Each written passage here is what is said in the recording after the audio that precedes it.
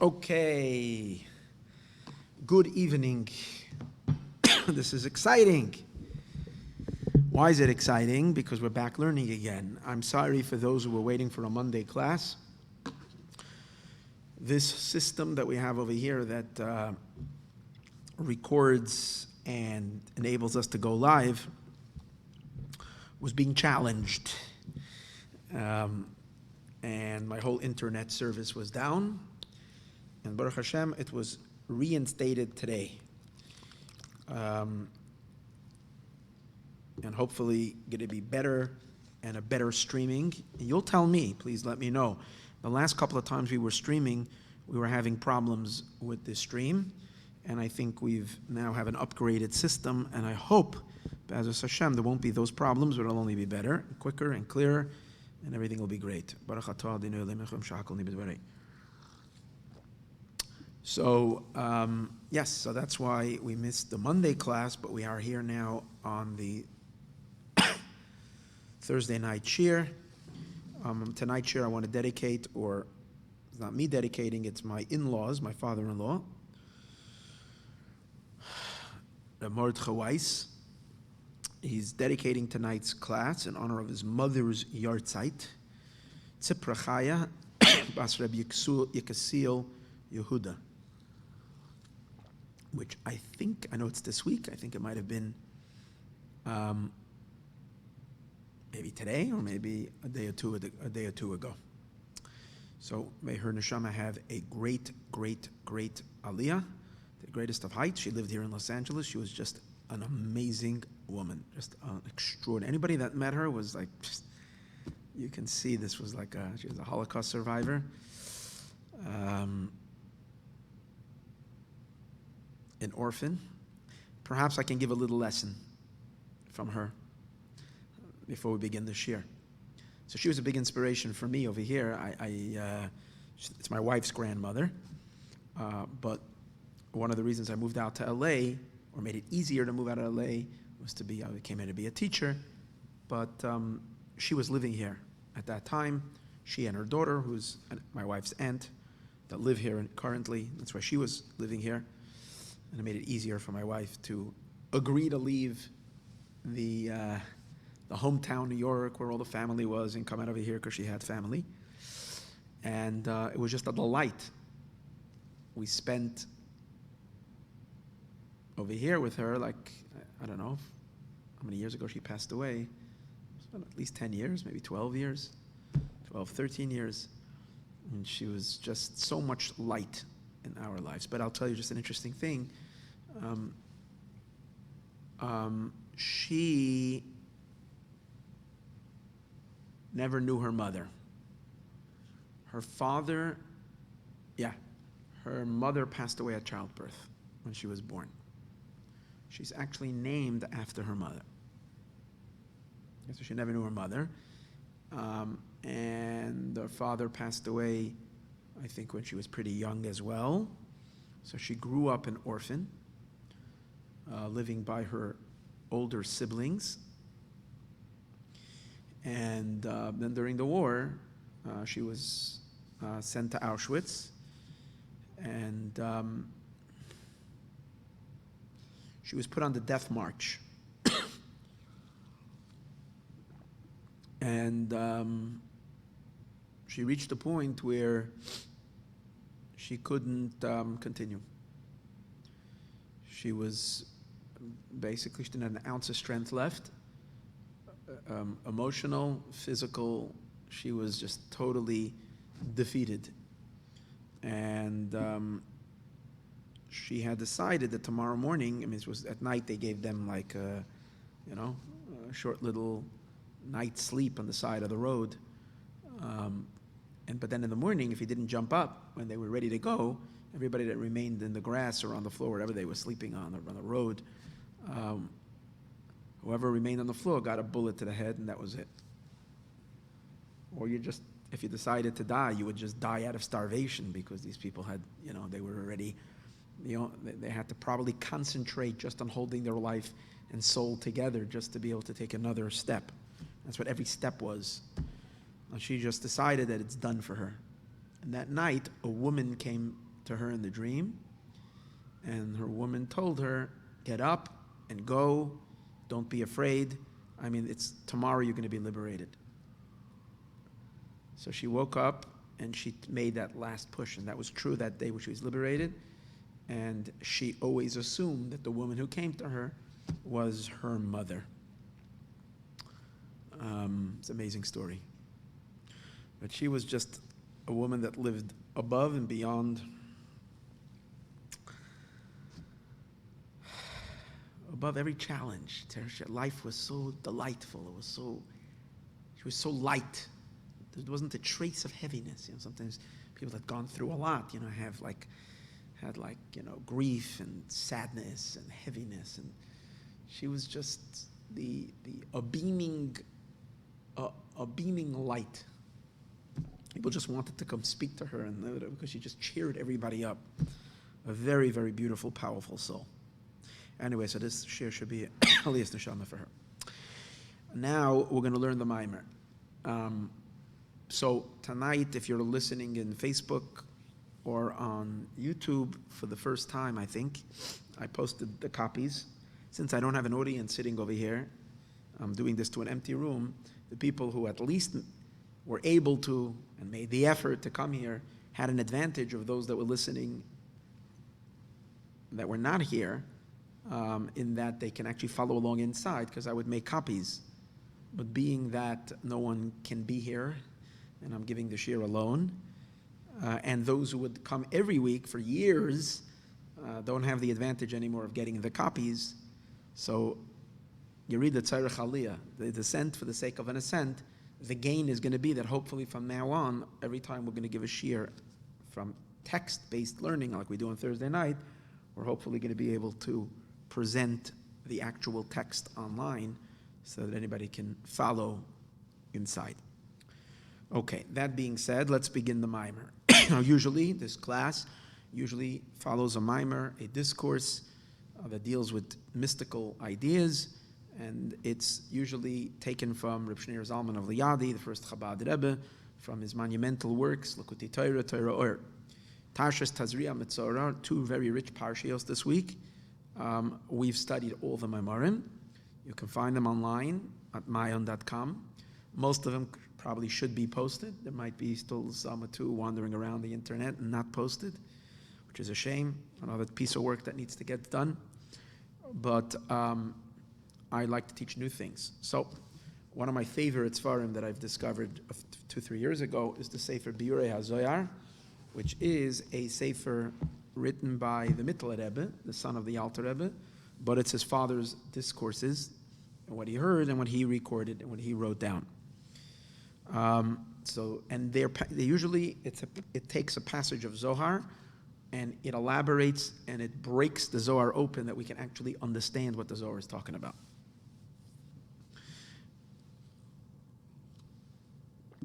Oh, I remembered. The reason why I wanted to tell the story of my grandmother, or my wife's grandmother rather, the reason I wanted to, I guess when you get married, it says, the Eibishter says, you become one entity, husband and wife become one entity, so the relatives become your relatives as well. Actually in halacha, it's in many ways, it becomes mitzad halachis of relatives, you're allowed to marry and so forth. So once you're married, it places restrictions, which you see that there is so I can probably say my grandmother. Definitely feel that she's a grandmother, definitely the grandmother of my children. But I take from that story, and I wanted to apply to now. Tonight we're entering the last day of it's Rosh Chodesh. A good Chodesh to everybody. It should be a refuah shalem. Also, we should dedicate the schus. It's Chodesh Iyar. It should be a refuah shalem for everybody that needs a refuah. So, because the month is particularly mesugal for refuah. Ani Hashem reifecha. So, and the parsha deals with refuah. The Metzora has tzaras, has the leprosy, and the parsha is all about purifying the tzaras. So, what was I saying? Oh, so where tonight is being it's the last day of Nisan, because tomorrow, even though it's Rosh Chodesh Iyar, it's still Lamed Nisan. It's still the last 30th day of the month of Nisan. And we have one more day which we have high expectations, Mashiach should come. Now, Mashiach can come all the time. There's no restrictions. But there is a far more appropriateness and assistance from within time itself that Mashiach should come in the month of Nisan. We had our hopes so high this Nisan, and it's a difficult day for me always. The last day of Nisan is always a difficult day, especially a year like this, in which we were so sure that based on everything that's going on, Mashiach has to be here. And I have no doubt that Mashiach has zoomed and come into the world so much greater. It is so present in the world now, but Poyel Mamish, in the literal sense, we still did not see the full revelation of Mashiach in the world. So, and we can get very frustrated, and people can be ready to throw in the towel, especially those that were following my classes. I keep on etching you on, say, now it's for sure. Now it's for sure. 57, 80, this is it. This is number 8. And Nisan number 8. And so far we didn't see it. So it reminds me of that story, because it's right when you're ready to just go to sleep and just close your eyes, say, I'm done. It's then when we have special divine assistance that whispers in our ears and it says, just one more push, don't give up. Just when you're about to give up, don't give up. So that should be the lesson. In any case, so back to what we were saying, tonight we're learning a passage in the Zohar with an interpretation of the Alter Rebbe.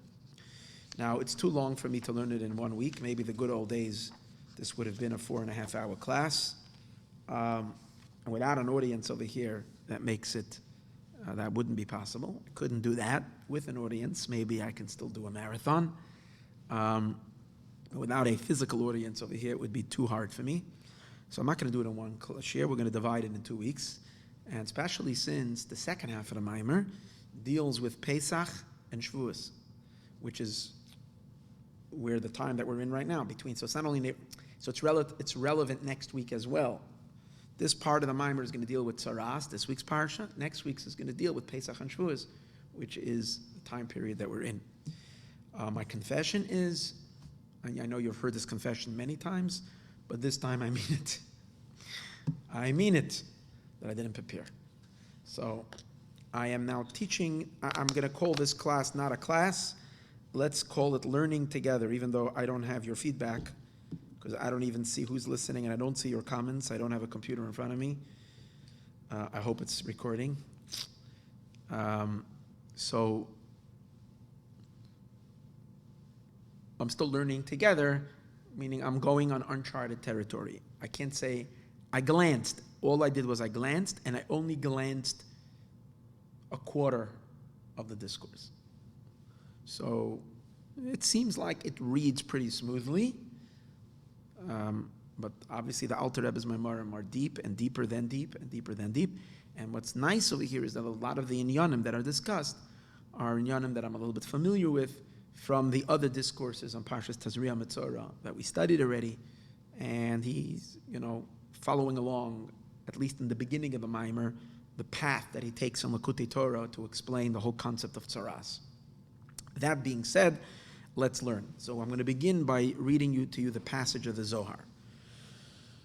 So the Zohar seems to be talking about, obviously we're dealing with the Nega. Nega is, we know that the Metzora, both the Tumah of the Metzora, which means the defilement. What's Tzaras? Tzaras is a discoloring that takes place on a person's skin, which is a spiritual ailment that in the time of the temple and would also make a mark on the physical body. I mean, we're not dealing with an ordinary physical condition. It's not a leprosy like some people read it, but it's a spiritual matter. And it seems like it was very painful, and it's called an affliction. But it also brought spiritual defilement. And there was a very serious type of defilement in which the person was banished from living amongst the Jewish people. He had to go out and live outside of the camp. in the midbar outside of the kid. We have the story of Miriam. She came on Mitzorah, or outside of the city, outside of any walled city, outside of Jerusalem. And then there was a whole procedure, and the person hopefully would do some soul reckoning and some tshuva, and then they would become, they would get healing, and then they would have to call the Kohen. And we see in this whole story that here plays a major role, both in the signs of impurity and also in the healing process. In the signs of impurity, in order to be able to decide that this person is actually defiled, the person does not become defiled, by the way. The impurity does not descend upon the individual until the Kohen proclaims that the person is impure. And even if the Kohen in the end proclaimed the impurity of this individual, if another individual touched this person a minute before the Kohen said it, even though the person had that mark and that discoloring and that condition, the person is not retroactively impure, because it's only from when the Kohen says you're impure, that's when the defilement takes hold of this individual. So what are the things that the Kohen has to inspect in order to decide that it's impure? So he has to look. First of all, it depends on the degree of the color of this thing. It has to usually, the main color is it has to be a very strong white, different shades of white, 4 different types of shades of white. In addition to that, it also needs other signs, which one of them is that there is hair that is on that part of the skin, let's say skin hair on the body, that hair, which was once, let's say, black hair or any other color of the person's hair, it switches and it becomes a white hair. And the change of color of the hair, two strands of hair, change color, then the person is considered defiled. So you see that the hair plays a role in this, and also in the purification, when the Kohen inspects and sees that things have changed, it shrunk, the color became much lighter, whatever, or it healed completely, whatever it is, there's a whole process of how the person becomes pure again and can be rehabilitated, so to speak, and brought back into the camp, which one of the processes that he has to do is he has to shave his entire body, literally, from head to toe. Every bit of hair in his entire body has to come off, including his beard and including even his payas. Literally, he's bald from head to toe one time. Then he can, after that, let his hair grow and be back normal. But at that time, total. So you see that there is something to do with the hair, both in the impurity. So the Zohar is dealing with this shaving situation. And it seems to be that also the Zohar, before even the part that I'm going to read, it seems to be a very fascinating idea, is that in the end of days, God is going to shave. B'yoyim hahu yigalach Hashem. It's a pasuk in Isaiah. Hashem is going to shave off with a tar, with a razor. Hashem is going to raise off, and this is going to impact the klippas. Again, I didn't read the Zohar carefully, but I know the subject as it's discussed. A lot of the Yanikas Achitzonim, a lot of the powers of the forces of darkness and evil in the world, where in order for them to exist, in order for them to have power, they act like the virus. We're looking at the corona. These are germs, microscopic germs that are parasites, because they have no life on their own. They have to latch themselves onto healthy organisms and infiltrate them, break them open, and suck the life out of them and kill the hosting cell. That's the way they work. And that's how spiritual parasites work as well. They don't have their life of their own. They feed off other things. And one of their main feeding grounds is here. That's one of the reasons why the tzaras, the Mitzorah, is not called spiritually impure unless he has 2 here, because when there's two here in his tzaras, as a sign that dark forces have already found this exposed skin, this area, as a place that gives them access.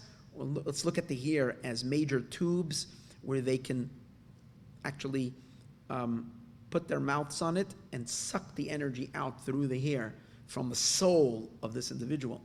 Every Jew has a soul that is plugged into the highest power systems, to the highest channels in which cosmic energy flows to the universe. Divine energy flows into the cosmos. And that energy can be usurped by the klipa. So when a person has this coloring in it, so when Mashiach comes, it says God is going to shave whatever needs to be shaved. It will cut off the access points for the unholy, and automatically they will fall, they will be weakened, they will lose their power.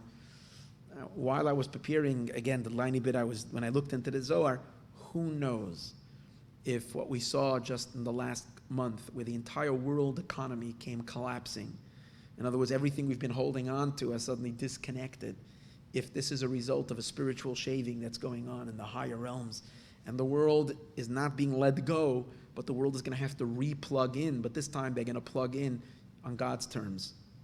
Maybe that's what it is. Again, I haven't thought about this enough, but it's an interesting idea. It's also interesting, you saw the oil prices, and we know that the enemies of the Jewish people, the Arab states, at that we've seen amazing changes regarding the Arabs as well, but the biggest threat that came to Israel was always from in the last century, was from the Arab countries surrounding Israel, fought so many wars in Israel, and their power, their money, their ability to finance their campaign against Israel was always through the oil. And now we found this year, for over 130 years, oil held steady as a powerful resource that was always valued and brought in. Those who had the oil had the wealth.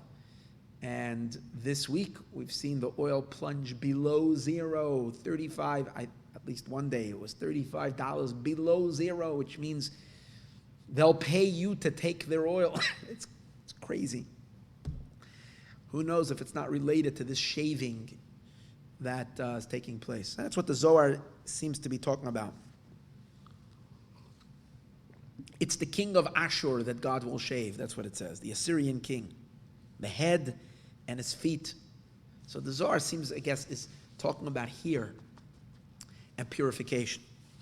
So then, as a result of that, the Zohar brings, in connection to that, what it says in Parshas Bahaloscha. We have a similar situation, where we do another form of also a shaving, and that is by the Levium, the Levites. And it was only one time in history when the Levites were chosen appointed to their high job as being the watchmen, the guards, the musicians in the Holy Temple, and also the ones who carried the temple during the tabernacle, the Mishkan, during the trip through the desert. So in the Levium, obviously that was an elevation for their souls, plugging them in very high. The process to prepare them involved that they needed to shave all their bodily hair. So it mentions, again, a one-time event. And we know that was one of the reasons why Korach is called Korach. Korach means bold. Korach was a Levi. And one of the reasons why he got offended, because the Kohanim were not required to shave their heads and their hair when they were appointed to an even higher position than the Levites. Kohanim, the requirement of shaving was not applied to them, but the requirement of shaving was required to the Levium. So there it says too, v'kois tasa lahem l'taharam. So the Zohar, talking about the hair, about the shaving, is bringing what it says over there regarding the Levites. It says, so you shall do to them to purify them. My v'koi. So the Zohar says, what does it mean, v'ko, and so? Kegavna d'liela. That means that what you're doing to the Levites down here is similar to what is being done up there. In other words, the level of the Levium, whatever that spiritual dynamics up there, not as a human incarnation in a body. The Levite up there in heaven has to have his removal of all hair. So that's the idea. This is what you should do. Just like up there, there is a similarity down here. And what do? Haze aleim mechatas, sprinkle upon them, in addition to the shaving of the body, they also needed to be sprinkled with the waters of the red heifer, of the paraduma. The red heifer is called the waters of the atonement. So the pasuk says, sprinkle on them. So it's saying that the water that is sprinkled down here, which is made from this powerful formula that God tells Moshe how to make this purifying waters that was used to purify, usually from coming into contamination with death, which was sprinkled on all the Levites, on all the Leviim.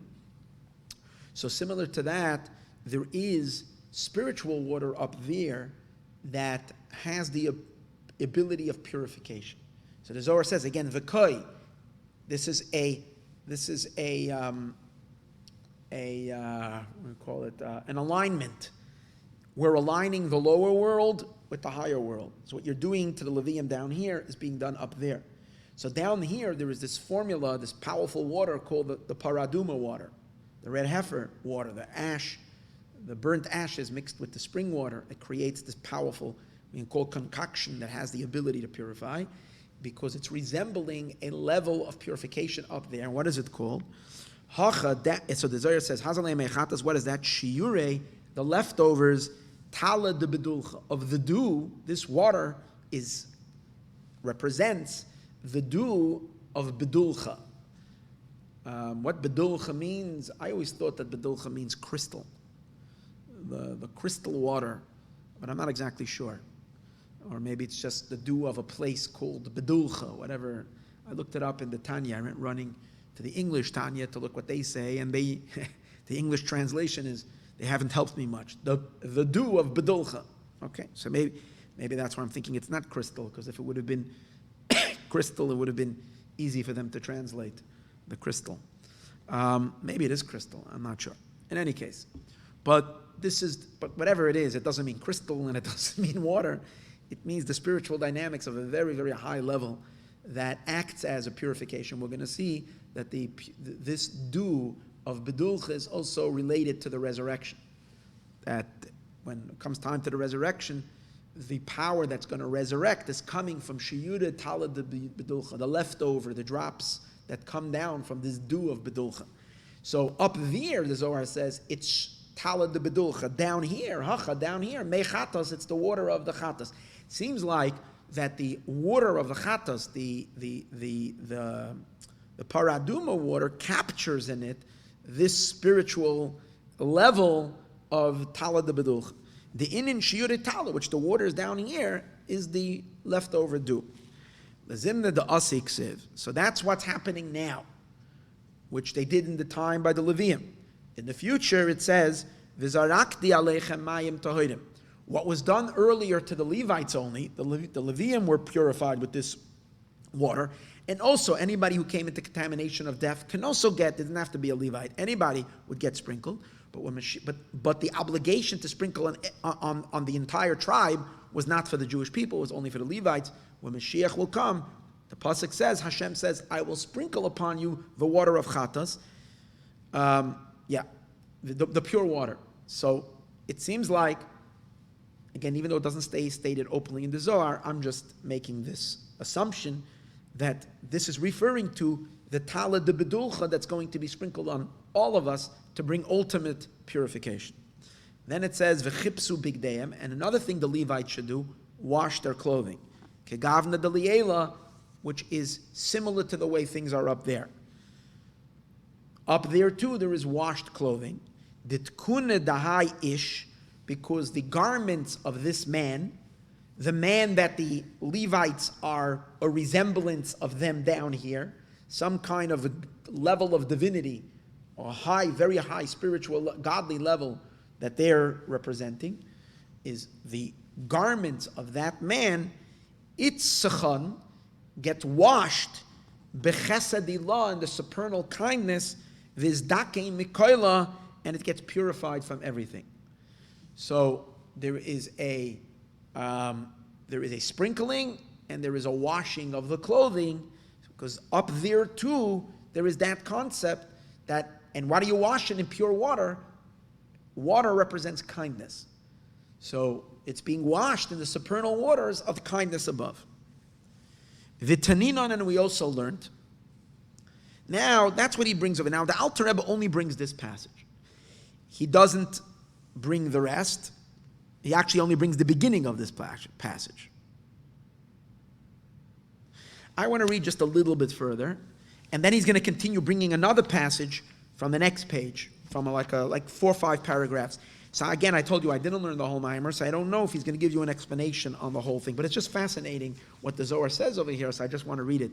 And, okay, I'm not going to read all 5 paragraphs. I am going to skip. I just want to read in the beginning.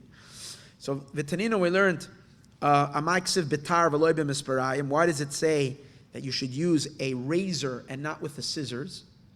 And that's referring to, I think it's referring to earlier.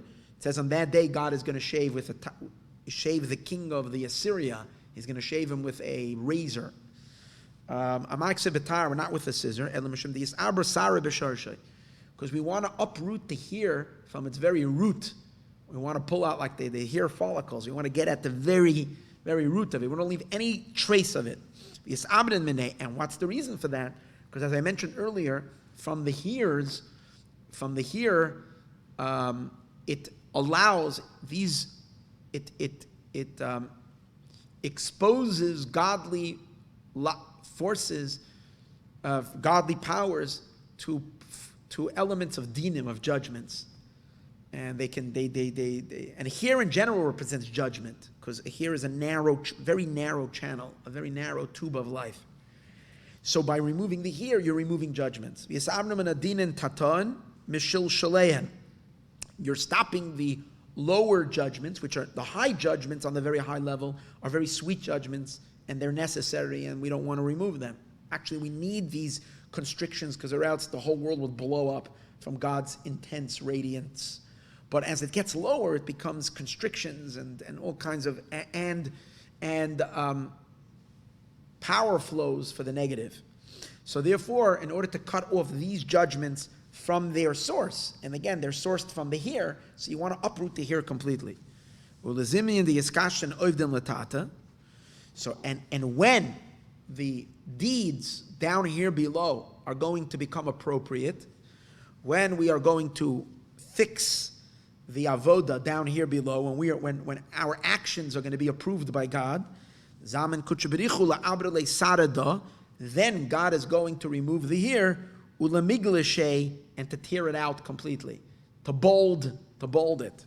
Begin to lo yitzmach v'yirbe, so it should not regrow again. And it says that when a person's head will become bald, it's actually this parsha. It talks about a man when his hair will become bald. So then Rabbi Yitzchak says, Rav mikol livai koirachav. From all the Leviim, the one that had the greatest Levite power, the highest of them all. Leviim are very, very powerful souls. So the Leviim, from all the Levites, the one who had the most power and the highest in terms of spiritual capacity was Korach. God made him be the representative of the spiritual level above. And since the spiritual level of the Levites, because the Levites are on the left side, which is where there are judgments, and for that reason we have to remove the hair. And over there, that's why on the left, the image of the person that's on the left, or whatever that's representing, the divine level, is bald.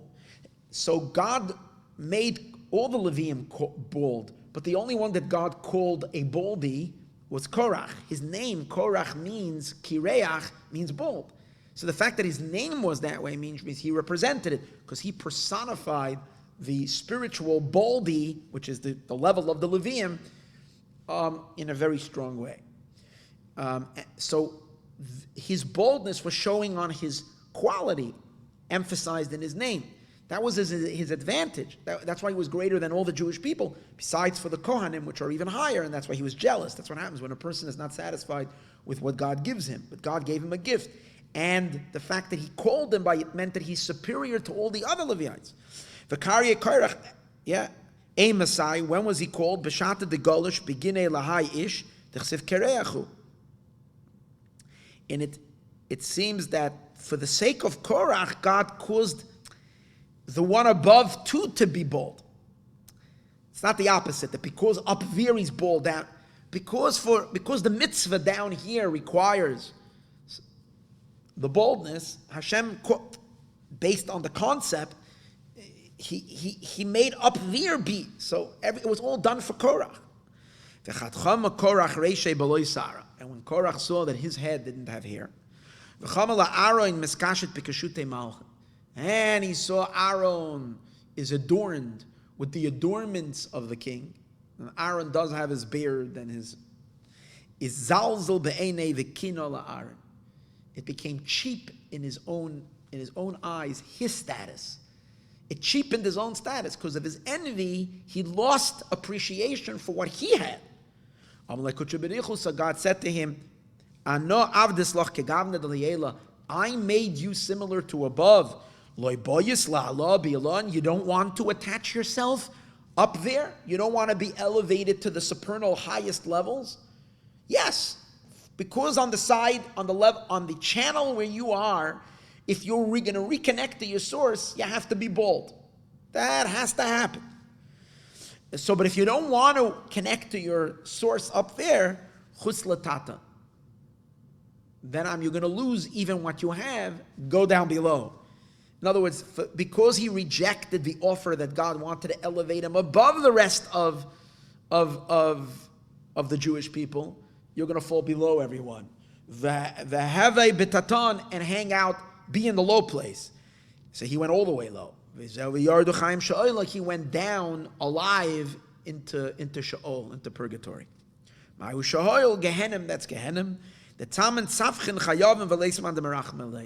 in that place is where the sinners cry out and no one has mercy on them. Scary stuff. But Korach is going to come out of there. He's going to, in the end, he's going to be resurrected. Eli'ala is going to be elevated. When God is going to be willfully turned to his people, and bring the resurrection, he will resurrect them too. Hashem causes death, and he enlivens. Anyways, it's a very interesting idea that this whole tension was all about the hair.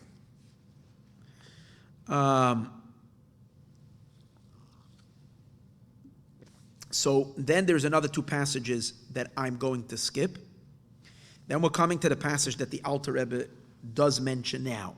But before I read this next passage which the Alter Rebbe mentions, I want to read this 2-3 lines in the Maimer itself before he brings the next passage. So let's read it. Start from the beginning of the Maimer. This is on page 286 in Biyurei HaZohar. He has alei chatos, sprinkle upon them the waters of the chatos. So the Zohar says, Shiyude talad de bedulcha. This is the leftovers, again, by the Levites it says this. This is the leftovers of the tala of bedulcha, the zamna, the asian in the future. If it says, V'zerakti aleichem, I will sprinkle upon you mayim tahor and purifying waters. And then, chulu. So in order to understand this whole idea of the dew and what this is all about, we need to understand first the root of the negoim, of these afflictions that we're talking about in this week's parasha. What is the cause? What is the inside cause of what causes the nega to come? It says a person is going to have in the skin of his flesh se'es or sapachas. He's going to have a se'es or sapachas. These are the various different, remember what we mentioned earlier, different types of discoloring on the body. So to understand all of this, we have to first introduce what the Zohar says in the same daf, in this daf memtes, Amid Beis, but on the second side. And this is the part we're holding now. Rabbi Yitzchak says, Hachat taninon. No, I made a mistake. The Amar Rabbi Yitzchak now that continues in the Zohar in the third passage is not it. It actually continues quite a few passages. And then after like a page and a half, you come to this passage that he's referring to. Amar Rabbi Yitzchak, Hachataninon. Over here we learn negat saras.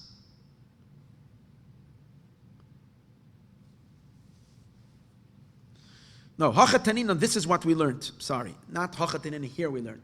Hachataninon, this is what we learned.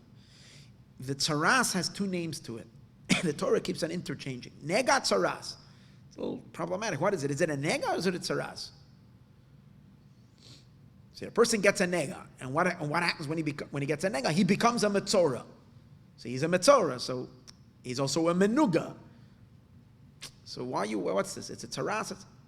So he says these are two parts to two sides of the coin, of the very same ailment. Nega, so the Zohar says, Rabbi Yitzchak says, and by the way, it's interesting that this is all happening on the side of Gevura. This is all very harsh judgments, afflictions, pain, and we're all dealing with cutting the hair, because this is all related, as we're soon going to see, where there's an imbalance in the person that's relating from too much Gevura in the person, lacking chesed. Right? Too much severity, lacking kindness. So the nega and the tsaras are, as I mentioned, the two sides of the same coin. One is the underlying cause for the other. Nega means hudina takifa. It means that there's a very harsh judgment that's surrounding this individual and attached itself to this individual. That's why he's being inflicted with pain and impurity.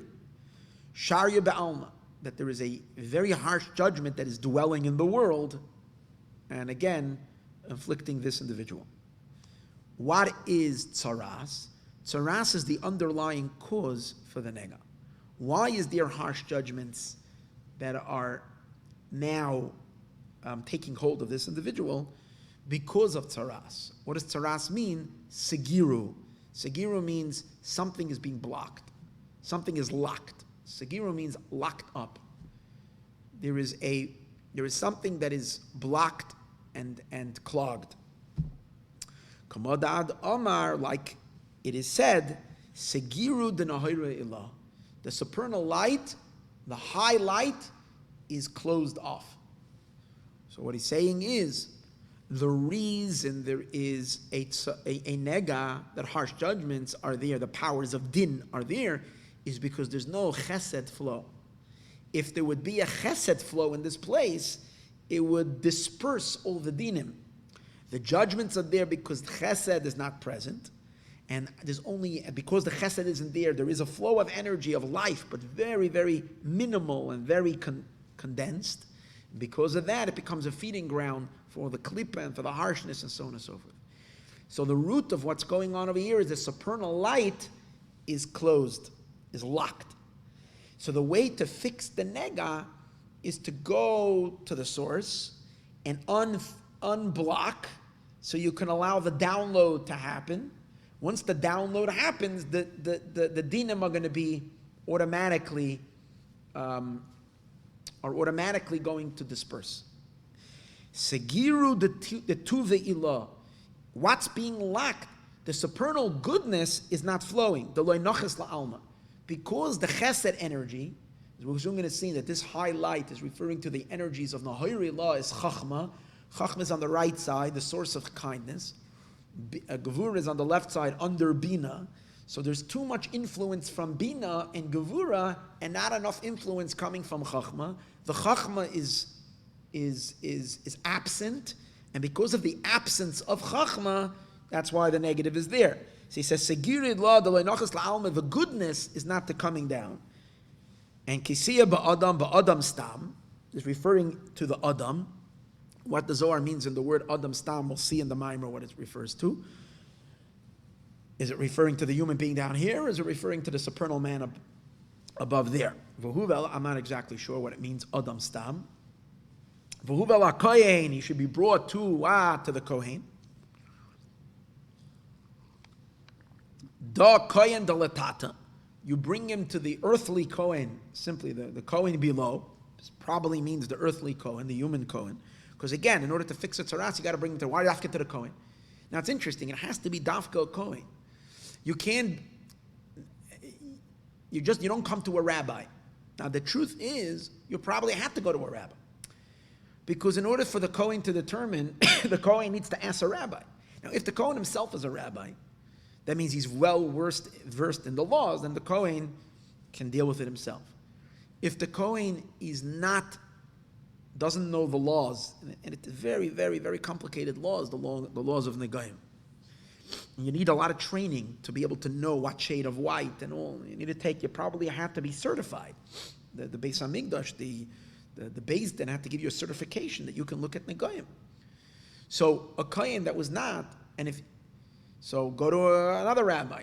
The rabbi can inspect and he can know all the laws, but the rabbi has no power to either lock him up, claim the defilement, make him defiled, So what does the rabbi have to do? The rabbi has to call a Kohen, even if the Kohen is an ignoramus, and he has to tell the Kohen, say pure, say impure. So you see, it has to be the Kohen. So you see, it's a spiritual thing. There's something in the Kohen's soul that can heal this individual. No one else can do it but the Kohen. So what is the secret of the Kohen? So now we'll understand. What's absent, what's causing this whole imbalance, what's causing this whole deficiency, what's causing the whole impurity is a deficiency of kindness. So you need to go to the man who's plugged into the channel of kindness to open up the flow.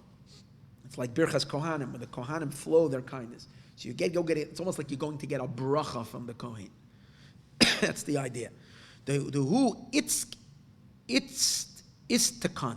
The Kohen is the one that is set lemiftach ahu sagira. He's the one who's prepared. He's the one who's capable of opening that blockage, udladlaka baitzinin, and to light the light. Which light? The light of wisdom, the light of chachma. He can bring in the illumination of chachma, which is really a kind illumination. And when he brings in that wisdom, he automatically causes the dinim, the judgments, which are coming because of the intensification of the left side to depart. The yishtakal yedei berchan le'elo latata. He can illuminate and light the lamps that there should be through him blessings above and below. And then the nega then is therefore departs. And the luminance of compassion should dwell on everybody. And that's why it says you should bring him to the Kohen. This is the piece that it's over here. What's negaya to us right now? So here the Alter Rebbe begins his interpretation. It is known what it says in Eitz Chaim from the Ari. He's now quoting from the Arizal. In the portal where he deals with Negayim, the Arizal explains it at great length. The Toichen Inyan Sham Hu, and the general idea that over there is as follows: that a nega comes as a result of the histalkus, of the departure of moichin, of the power of the mochin of Abba. Mochin da Abba means the energy flow. Mochin means generally the brains, but it really means an energy flow, the life forces of Abba, his father, which is a term the Zohar refers to the attribute or the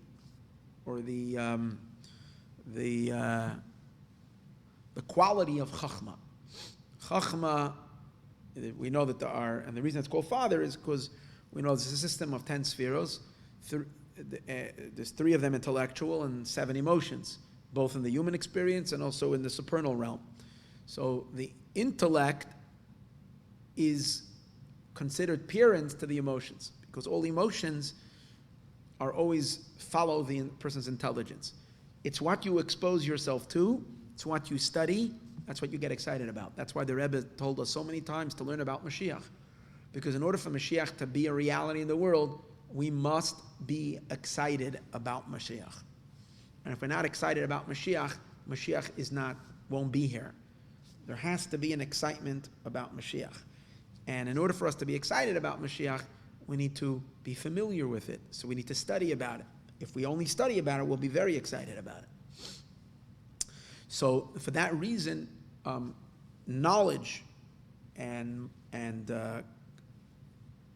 mental cognition and understanding of the mind are called parents to the fires of the hearts, to the emotions, to the excitement of the heart. Now, the problem, it says in the Arizal, that the Arizal says, the problem that there is with the Mitzorah is that one valve, the spiritual valve of Chachma in his soul is either shut down completely or it's very weak. His right side is very weak.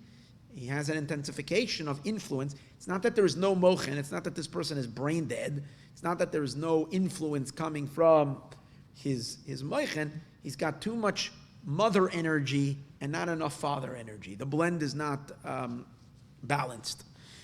And the reason is, again, the Negoim come because of the mochen, the Abba, because of departure and the absence of the mochen coming from father, from Chachma's side. And that leads to a impurity, a defilement, which is a form of death. Actually, it says, Mitzorah chashuv kameis. A Mitzorah is called like a dead person. Why is a Mitzorah called like a dead person? Because dafka, the power of Chachma, is the power of life. Pasuk says, Ha-Chachma tichya. Dafka Chachma. We'll soon see what Chachma and Bina is, the difference between Chachma and Bina, but the energy of life flows through Chachma. Ki ha-Chachma tichya. Chachma, because God only dwells in Chachma. And Hashem is life. So Chachma, when a person's Chachma is not operating well, then the person is semi-dead. Or so Mitzayra, because there's a lack of Chachma energy, Mitzayra Chashav Kemeis. It says Ki Chachma Tichya. Chachma gives life.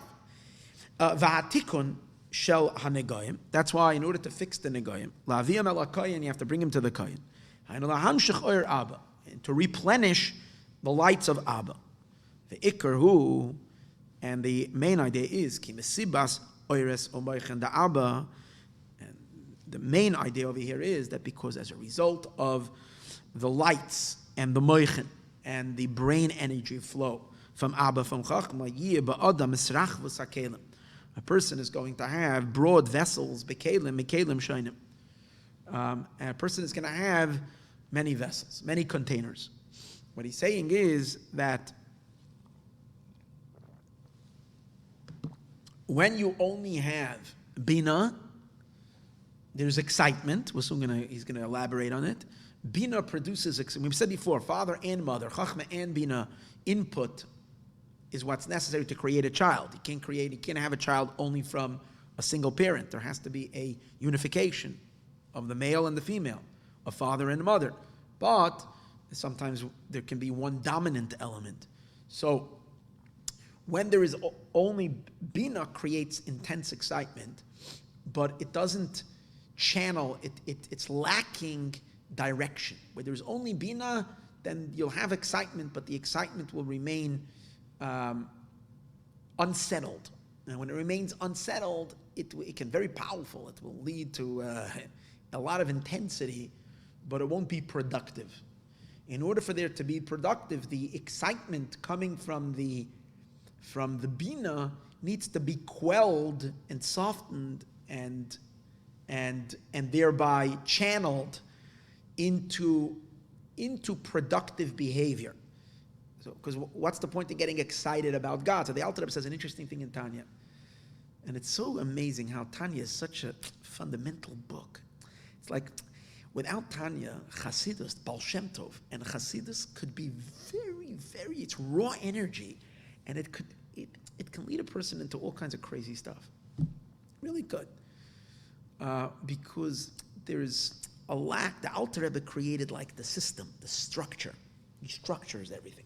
So just a little idea. The Alter Rebbe, for instance, says the purpose of Avos Hashem and Yiras Hashem, as it applies today's days, not in the future, but in today's days, besides to big tzaddikim, to ordinary people, the point of Avos Hashem and Yiras Hashem, which is love and fear and excitement, is avoida ma'av, is that you should do something constructive out of love. It's not for the fuzzy feeling of loving. It's not just to create fires. Fires itself can be very dangerous. If you take fire and you apply the energy you get from a fire to welding something, to creating something, and turn fire into energy or whatever it is, to fuel an activity, fire can be, there's nothing to cook something, to do something with it. It's the most productive thing. But plain wild fire could be very destructive. So a lot of people just Baal Shem Tov and thing, you study, it makes you feel really good, it gets you really excited about God, but there's no direction. What do you do with that? So the Alter Rebbe says very clearly that the whole point of Avos Hashem has to lead. When I say, now it says that in many other Svarim too, that you have to create Kalim. But the Alter Rebbe in his beautiful language sets that, he really develops it fundamentally, that the Tachlis Ava is Avodah Ma'ava. That he says in Tanya, that's and he says what's the lashon la soisoi, that the love, when Mashiach comes, we'll have experience just for the sake of experience. But now which means that we have to create vessels. And what are the vessels? Torah and mitzvahs. So you get excited, and then what do you do with that excitement? You'll fulfill God's will, and by doing that, you're taking Hashem himself through his Torah and his mitzvahs, and downloading God into the containers of mitzvahs that you've done in this world as a result of your love. Now, if a person only has Bina, the Alter Rebbe explains, it generates within a person a quest and an excitement only for transcendental experiences, because Bina creates an excitement that is a little bit selfish, or maybe a lot selfish. It's very much about experience. It's about me feeling and exciting. And the excitement is not in doing. The excitement is in floating, in soaring, in surfing the waves. That's where the excitement is. The excitement in practical actions, in doing, in making the world a better place, and helping people, and teaching, and guiding, and in lowering yourself down to lower places to fix the problems. That's not exciting for a person that's looking for experience and excitement. So that work comes from humility. It comes from surrender. It comes from being attuned with what God wants. God wants you to be totally excited about him, but he wants you to take that passion and fulfill his wishes, and that is to bring him into this world. But in order to bring him into this world, you have to make the world ready for him. And that is, so the Rebbe explains in another Maayon I was learning that every actions of Torah and mitzvahs always involve surrender and humility. It's ma'us, it's against what the person wants. It has to be forced. And chachma is a certain energy that brings us to bittul, to do it God's way, not my way, what makes me want. That's the idea that a nega is a situation where we discussed this so many times, where there is an imbalance and there is no chachma. The chachma is not, the bittul is not there to Hashem. Which isn't the case from the siba of moichen de'ema of the mother, who ahepach is the opposite. So when you only have the mochen of bina, it creates an excitement for transcendence, and as a result of that, you become less involved in creating containers and vessels, so your vessels shrink. The vessels down here for godliness become less. It becomes less kelim. Becomes less receptacles. Miyot achar miyot, because the person doesn't care about life on earth. They're just interested in flapping their wings and soaring to heaven. And that's the problem of what the nega is. So when you're not tending your garden, when you're not going to plant beautiful flowers and trees in your garden, you're just going to neglect it because you don't care about your garden, because you'd rather be in the amusement park riding the thrill rides, and you don't want to take care of the responsibilities in your life. So all kinds of weeds, and not only will you not have a beautiful garden full of fruits, but you'll also have weeds and not good stuff, which will start accumulating in that garden. And that's the point that happens in a person that becomes too obsessed with spiritual matters and forgets that what God wants is a ethical, moral, mindful, physical existence in this world, holy existence, setting the world, making the world be conform with God's will, but in the physical. And when you fill the physical world full with godly actions and mitzvahs and so forth, you've sprinkled godliness into this world, as opposed to fill the vessels. That's the idea. But if not, the energy isn't there, the place becomes dead, and dead stuff start growing there, and that's the nega. V'tikunam, so how do you fix it? Hulahamshech oyer Abba, is to bring the lights of Chachma, kedei sheyeh srachvus hakelim, in order that you should broaden the vessels. That's the whole point. You want to broaden the vessels, the kelim. Once you broaden the vessels, then you can start filling and channeling the light. The opposite. You start bringing down the lights of Chachma, the consciousness of Chachma. Then you start sensing what God wants, not what you want. You're not excited about God. You're actually listening to Hashem. That's the idea of Chachma. And then you see that He wants you down here. So then you start creating containers and vessels where God can dwell. And automatically, when God is there, the klippas are not there. And this is the purification of the Negoim. This concept we studied at great length in many discourses in the previous years when we learned about Negoim. And now he begins to elaborate on it. The explanation of the matter is as follows. In a Yuvin calls it Lamayla B'derech Mashal. We're going to understand this, all this, how it applies in the service of God. I basically explained this. We're just going to do it quickly now. It is known that God made the human being down here below in the image of Hashem above. And in the human being down here below. We have the enclothement of both the mochen of mother, of Bina, and also the mochen of Chachma. And the idea is kidu, as it is known, the idea is through the contemplation, which in the greatness of God, how God fills all of existence, and He encompasses all of existence, and how God really, utterly, completely transcends all of creation and all. When one realizes the richness of this, how vast and enormous and endless the magnificent the creation is, and yet realizes that the input that God has invested in creation is just a minute, not even a minute, it's a nothing of Him. And then he begins to appreciate God's incredible vastness, infinite light of who Hashem is. So then that creates the excitement. He's explaining first what the Bina does to a person. So what does this do? It gets you excited. If you really think about this long enough, learn about it, study about it, and think about it, you start appreciating the divine and the world and everything about the physical world becomes devalued in your eyes, loses all of its significance because you realize how nothing the world is.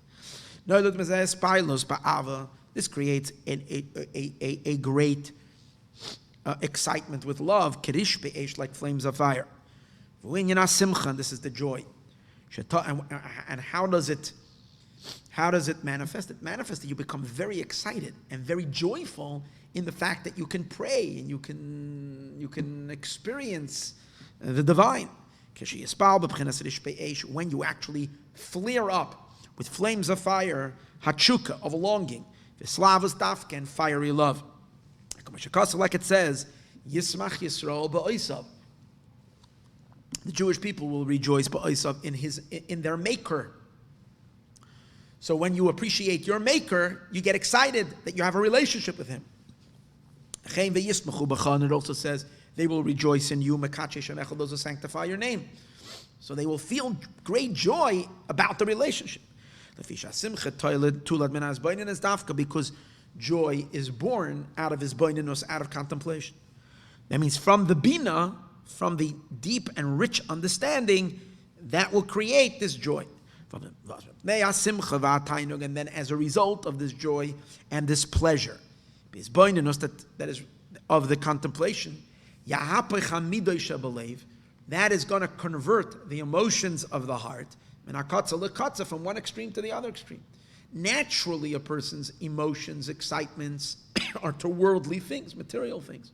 But once one focuses their mind, their heart on the Ein Sof, and realize the incomparableness of the creation to the Creator and the nothingness of the creation, so then what the creation shrinks into being literally, utterly insignificant, and the significance turns to Hashem. So you extract your attachments from world to Hashem.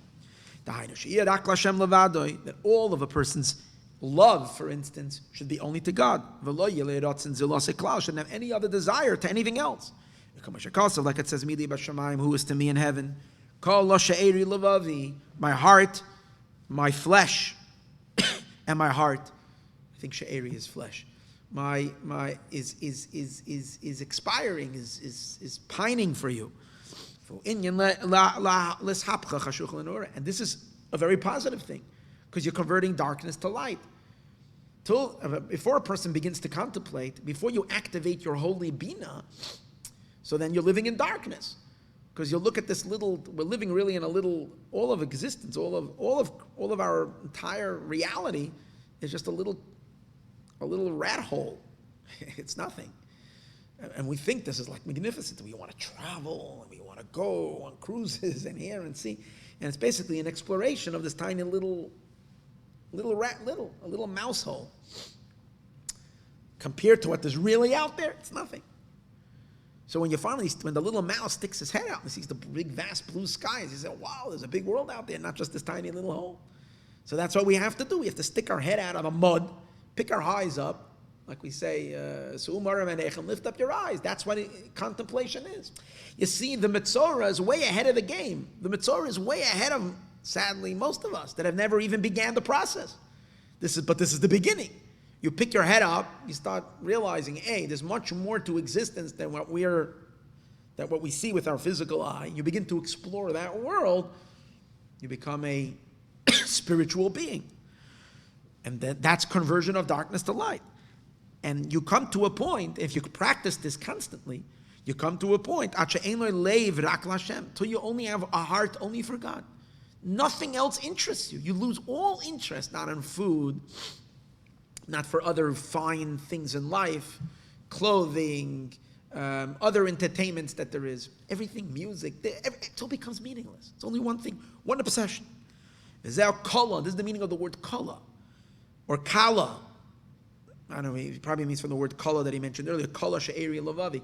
Kala meaning expired completely. Loshin kiloyon v'yistalkos, completely burnt, expired, and departed. It's the complete departure and extraction from everything else, becoming subsumed in God's light. Because the person stops and cancels all the desires, all the desires that a person has to foreign things. Anything that's not Hashem, canceled, complete detachment. And this is called ratzai, a racing. You're racing towards Hashem. Like it says, v'achayos, and the angelic beings, ratzai v'shuv, race and return, race and retract. Pidish k'maymer ayadua v'seifa yitzira imratz lipcha shuv le'echad. If your heart is racing, return. Which means that detachment, extracting, pulling out completely from the physical is a good thing, but that's not the end of the journey. Once you reach this point where you've really converted all of your desires only for God, then you have to shut down a little bit your desire. That means now that I only want Hashem, good. So now, be silent and listen. Maybe God wants something too. We know what you want. You want God. It's like, you love someone so much, and so you're busy talking, but you're never quiet to hear what they're all about, what they want. For that takes a certain humility. And if you're too intensely feeling your own excitement about being with them, and therefore just kaching in your own self, you never hear them. That's the shuv le'echad. Go back. The inyan and the idea is head rachiza, but he's still explaining what means the ratzah. The inyan head rachiza. It's you reach a point where there is no more an absent of holding on to his kashrus be'ezadavar. You're not attached anymore to something. You've disconnected completely, divested yourself completely. You undress yourself from every kind of foreign attachment. That's what it means in Sefer Yetzirah if your heart is racing. Just like when someone physically runs. You run away from where you were, especially if you feel that the place that you were was a prison. So you're escaping, never to go back again. Just like a person can run with their legs, the heart with their legs, the heart can also race. The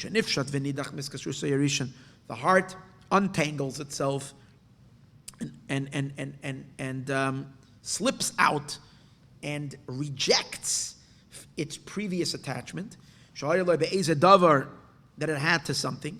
It doesn't hold on to it at all. And when the heart is racing to undress and to depart to Hashem, that's called expiration of soul. The light of the soul, the energy of the soul expires. It expires from the vessels. Shabalev, that's in the heart. And to a point where we find next week in the parasha, Achremos, 2 sons of Aaron experienced this to the extreme, where they just detached the sweetness of the divine. It was so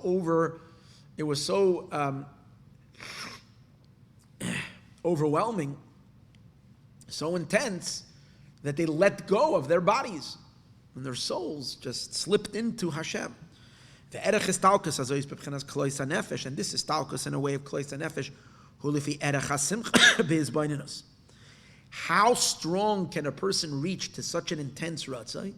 It depends on the joy and on the contemplation. Now, how will you get to the joy from the contemplation? When you contemplate how rich and how awesome God is, and being close to Him is, and so on and so forth, so you become so happy when you get closer, and the happier you get, the more excited you get, and the more you don't want to go back to that dark place, because you have so much pleasure and enjoyment over here. Why would you ever want to go back there? The more the joy, the more you're singing, the more you're exploding with joy.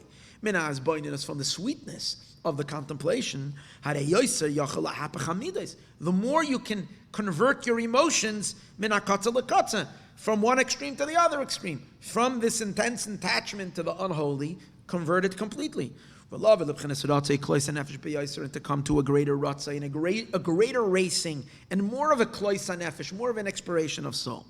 And this is what it means. The mother of the children is joyful. Mother is chachma.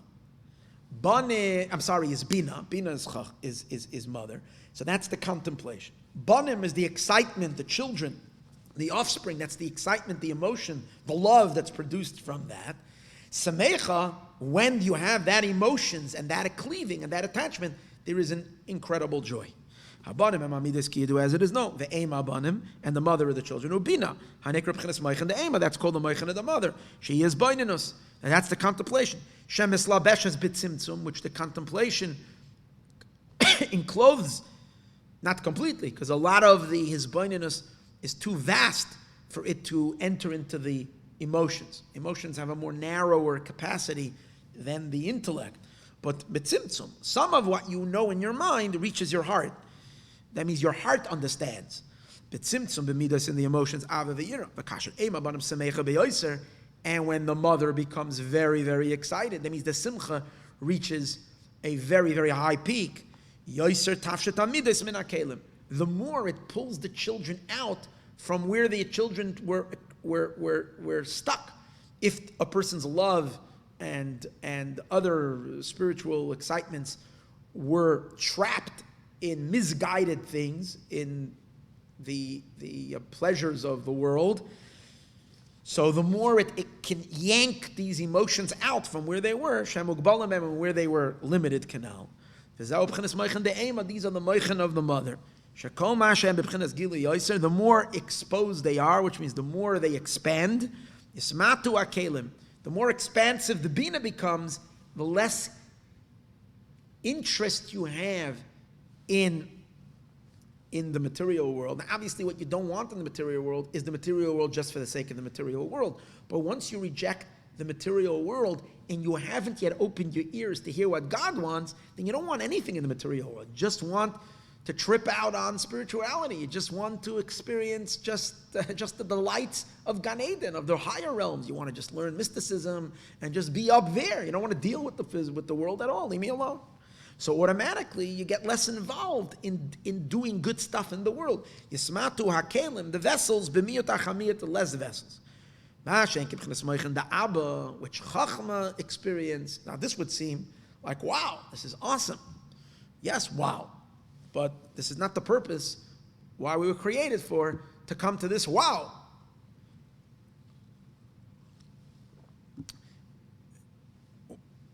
The purpose is, Hashem, as we're going to soon see, wants a home in this world. So once you're excited about God, hear what He wants and do what He wants. And that comes from Chachma. When a person has a strong right side of his brain, which is, we'll soon see, the Chachma energy, the Chachma input, the power is developed. The more revealed it is, it causes a broadening of the vessel, that there is a charge to descend back into this world, into life, and do productive things. The moichin of father of Chachma, he's explaining, is very different than Bina. Bina creates fire, and Chachma creates water. Water flows downward, and fire rises upward. Bina makes ratzai, the racing, and Chachma creates a shuv. Now, if it's like it says in Sefer Yetzirah, that you need to have balance. Imratz libcha, if your heart gets excited, shuv le'achad, return to oneness. Then you're not shuv, and what does shuv mean? It is known that Chachma is higher than Bina. Bina means you apprehend, you comprehend, and you get excited. As a result of your comprehension, you're getting excited. And the hispilus, because Bina is not only intellectual. Bina, the Zohar says, Bina liba, Bina is the heart. That means the sign of a true intellectual appreciation is if it doesn't remain just pure intellectual, but it stimulates emotions. It goes into the heart. So both the understanding and the excitement that comes from it, b'rish be'esh, with flames of fire. But he says, Seif kol seif, it's based on self. It's based on you. And therefore, hu b'b'chinas yesh. You're in a state of something.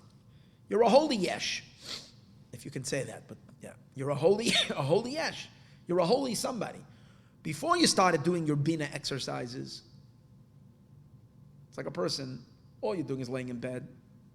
Right? You haven't started to exercise. So now you get into a rigorous program, you start your exercise. Every day you have to exercise your Bina. Just like we physically should exercise our bodies, we should exercise our Bina. So we can take ourselves out of that unhealthy state and become a healthy human being. And that means where our priorities are straight. We want to connect to God. But it's based on Bina. Bina is called Yesh. In Kabbalah it says that Chachma and Bina are trained rein, the Loimus Parshin, are two friends that never separate. And what are they? They're Ayin and Yesh. Chachma is a state of Ayin, nothingness. V'Chachma me Ayin timatze. And Bina is Yesh, as it says, Lahanchel, that Olam Haba, experience of Lahanchel, I will give Ohavi to those who love me. Yesh, I'll give them something. And what is that? That's the world of Bina, because Olam Haba is an experience of Bina, understanding. Because in Bina, it's I understand. It's when you grasp a concept. And when you're grasping, there is the self. I grasp, I understand. You feel yourself in the Bina. And since in the mind it's the I understand, there is the kalim, there is the vessel of understanding, and that's sensed very strongly, or else it's not Bina. You have to feel that you've answered your questions. It's not just the concept; it's how the concept settles into your space, into the into your,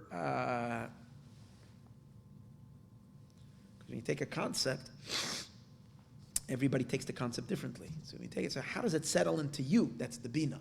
Chachma is more the concept in its purity. Bina is how it's fitting itself into everything else you know, and inside of your till you're getting comfortable with it. But you have to get comfortable with it. So there is a yesh already in the mind. There is already a self, and as a result of that, the emotions that it produces are even more self-centered. It's an excitement. It's an excitement of I understand, and now I want God. But the I is sensed pretty strongly. So then it can become very much about self. Kiyesh, as he says over here, it's something kiyesh misha oyev. I'm a somebody that loves. Avala chachma, but chachma noiled memenu b'chinas bittul b'metzias. Chachma is a different experience. Chachma in the intellect, in the mind, it's the experiencing of silencing the mind and allowing the concept to flash. Chachma is that first flash. So when you're flashing, you haven't made yourself, you're not adjusting it to you. It's just suspending your mind. It's not you. You're silencing your mind. And usually the reason why you need the chachma, is to conceive the idea. But before that, you encounter something and it's problematic. It's not fitting with you. So what's the problem? The problem is not with the idea. If it's a true concept, the concept is, the problem is with yourself. You're clashing with it because you're lacking a certain realization. So what do you have to do? You have to concentrate. And the meaning of concentration really means you bring your mind to a silence, and in that silence you create the space, and there's no sense of even your intellectual mind, and then you can allow the concept itself and its purity to enter. And it's just it. It's the objective truth of what is. Then you take it from your right side of your brain and you bring it to the left side to stretch your brain and or adapt the concept already to self, or even better, adapt your brain to the concept. But again, you're bringing yourself back into it. In the chachma, it's a suspension of self. That's why chachma, the word chachma is kayachma, the power of being what? Power of silence. So chachma, therefore, is the person experiencing the chachmas in a state of ayin, non-consciousness, non-self. And as a result of that, the emotion that the chachma will produce is humility. It's bitteldige emotion. So even if it's an excitement, it's more an excitement more about what you want, not about what I'm feeling. It's a bittel. So we would say more like love is more of a product of bina, and the fear and awe is more of a product of chachma. And that's why, what does it lead? It leads to, in a relationship of a person and God, a person and a king, it leads to a real bittul which expresses itself in bowing. The servant bows for the king, meaning it's not about me, it's only about you. In which one stretches out with his hands and feet. When a servant comes before the king, when he still has power to speak before the king,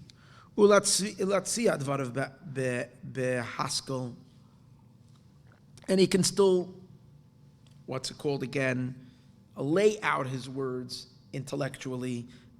If someone can stand in front of the king and talk and articulate his words, it means that he's not really getting who the king is. Talking about a king, it hasn't really hit him who is he standing in front of. So he can stand, they can talk, and so on and so forth. That's why he has power, because he's not really experiencing what the king really is. He's experiencing what he thinks the king is, and that's why he can talk. But when he gets very close, and he truly sees the real power of the king, then the king stuns him. And when the king stuns, he becomes speechless. He can't talk. He can't talk. Definitely to talk with it's like everybody, those who can attest to what it meant going into the Rebbe for Yechidus. Private people went in, they were speechless. You watch by the dollars. You see the people that stand there, they start talking and making, they have no clue who the Rebbe is. The real Chassidim went by, they're terrified, can't even open their mouth. Because the power of the tzaddik, of the Rebbe, would hit them like, whoa, it's like the king, and there's no self. Sometimes people forgot what they wanted to say, they become speechless. It knocks you out completely. With Hashem, Ela Yipar La'aretz, and really the Alter Rebbe sees bowing as not something you're choosing to do, it's a consequence. Coming in front of the king, he knocks the wind out of you. Just his mere presence is so powerful, you have no existence, so you fall on the floor. Ke'evan Daimim, like a silent stone. And this is bowing from close. And that's the Chachma experience, that you're up and close. Because you became completely nullified. And this is the bittul. And we don't have this ability, we don't have this quality in the service of God. This is what Chachma introduces, that you're actually right in front of God. In other words, the Chachma is the space in where God actually enters, because Hashem, when we try to reach out to Him, Hashem is also coming closer to you. So when you finally open your window, stop you thinking about what God is, but you open a window for Him and allow Him to come in, then whoa, that knocks you flat. And that creates this ma, bittul the bittul. Ma pish pashto, who are you? What did you tap? And that's why the sages say it's not, we can't compare hearing about something to seeing something, because when you hear about something, you're still outside of the thing you're hearing about. And therefore, hearing is a bina experience. You're describing it, you're making. Riyah is that you're actually seeing the actual thing. It's not you imagining what it is. It's what it is. When someone tells you about something, you're imagining what it is. So you can still retain yourself in it. If you see it, and if what you're seeing is something of real greatness, then you lose yourself. Shariah b'chachma, because vision is in chachma. It says liyos mikarev, because it's close.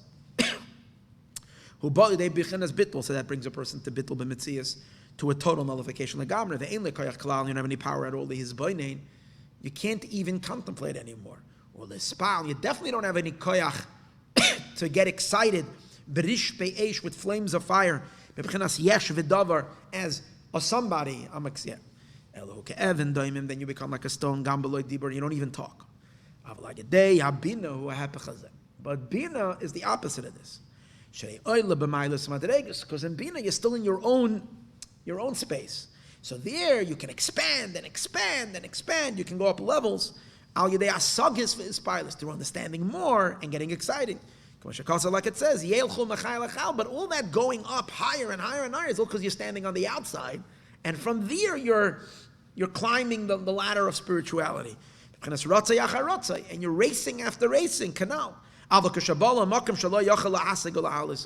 when you reach a place where you can't understand, over there it's beyond understanding, at least in accordance to where your kelim are today, it's beyond understanding. Only thing you can do is be silent a moment and stop and allow your mind to, the engine of your mind to slow down and just become a receiver. Then you can allow the chachma, that place that you can't comprehend anymore, you can open a window and you can see it, because you can allow it to be shown to you. You're not. So, and at that point, the bittul comes in. When you got close, and therefore, that will throw you back.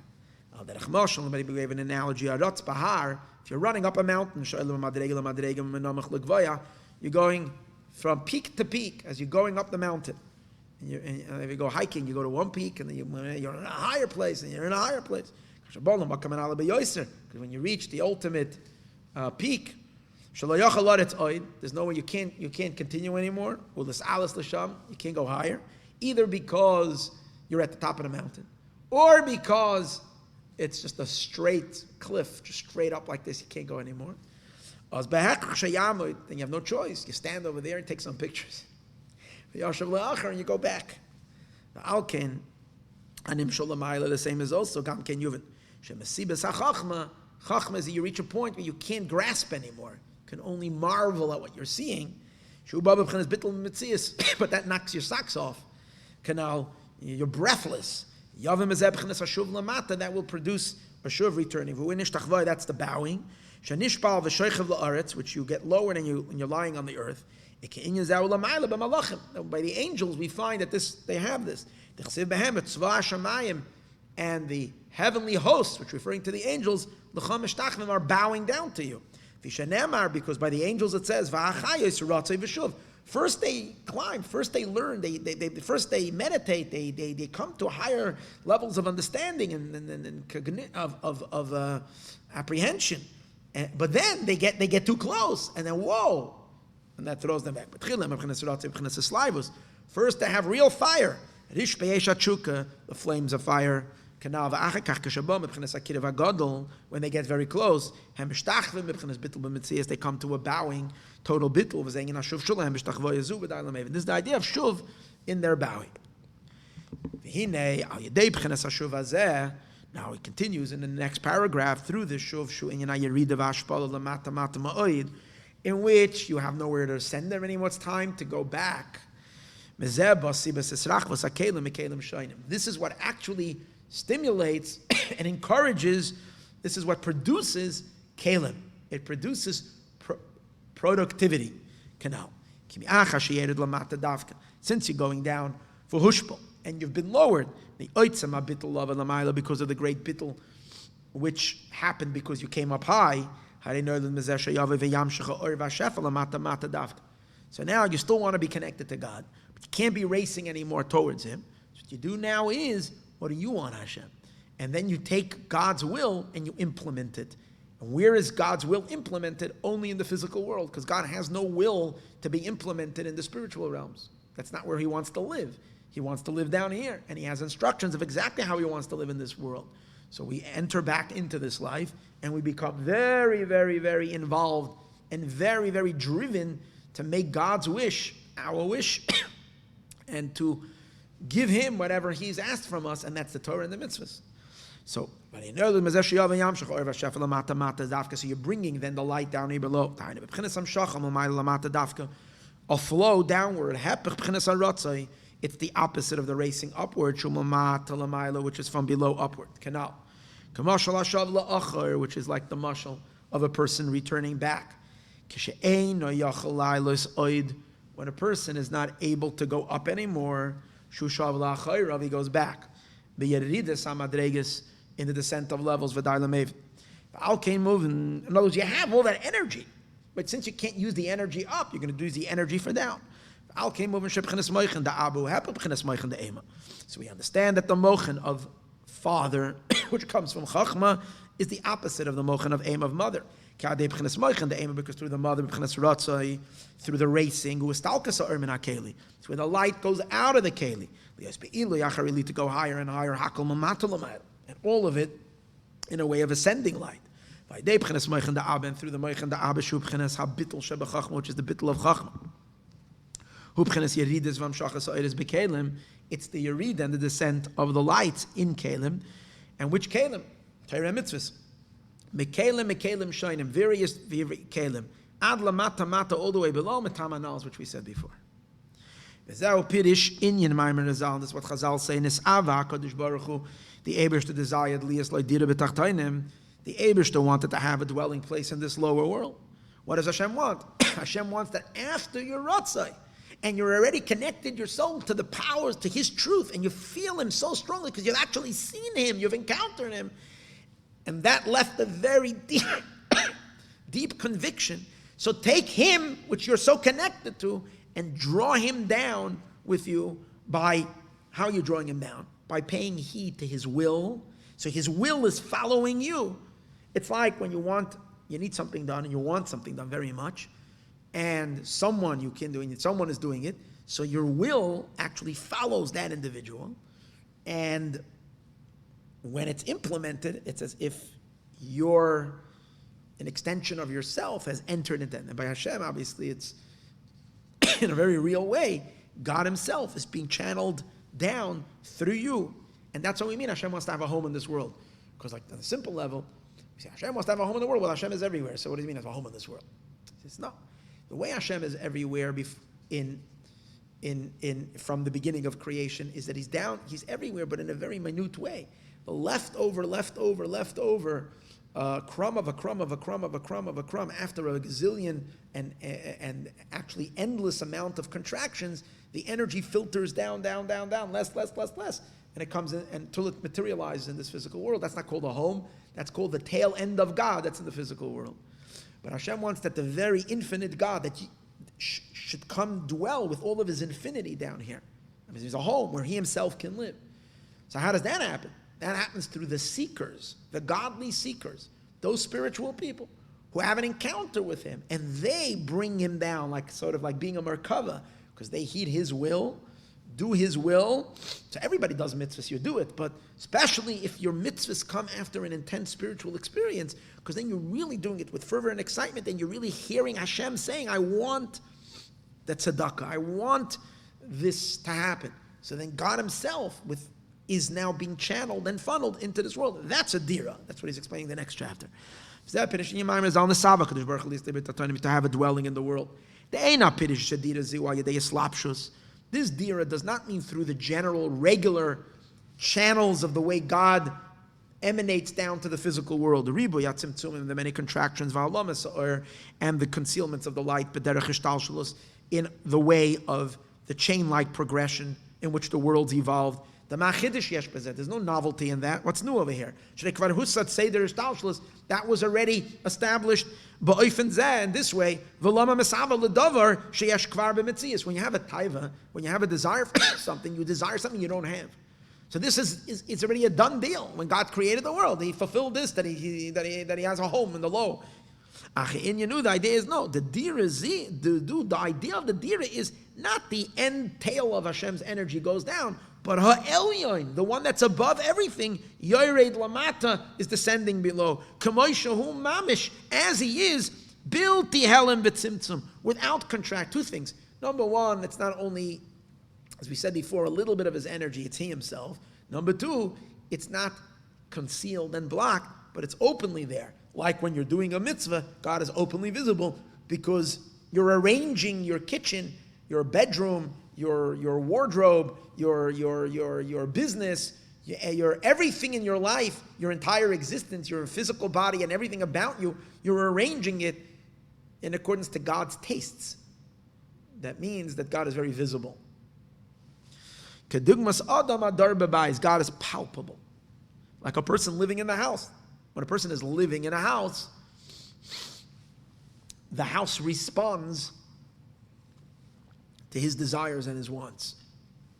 Everything in the house is in accordance to, it's his home. It's Hashem's home.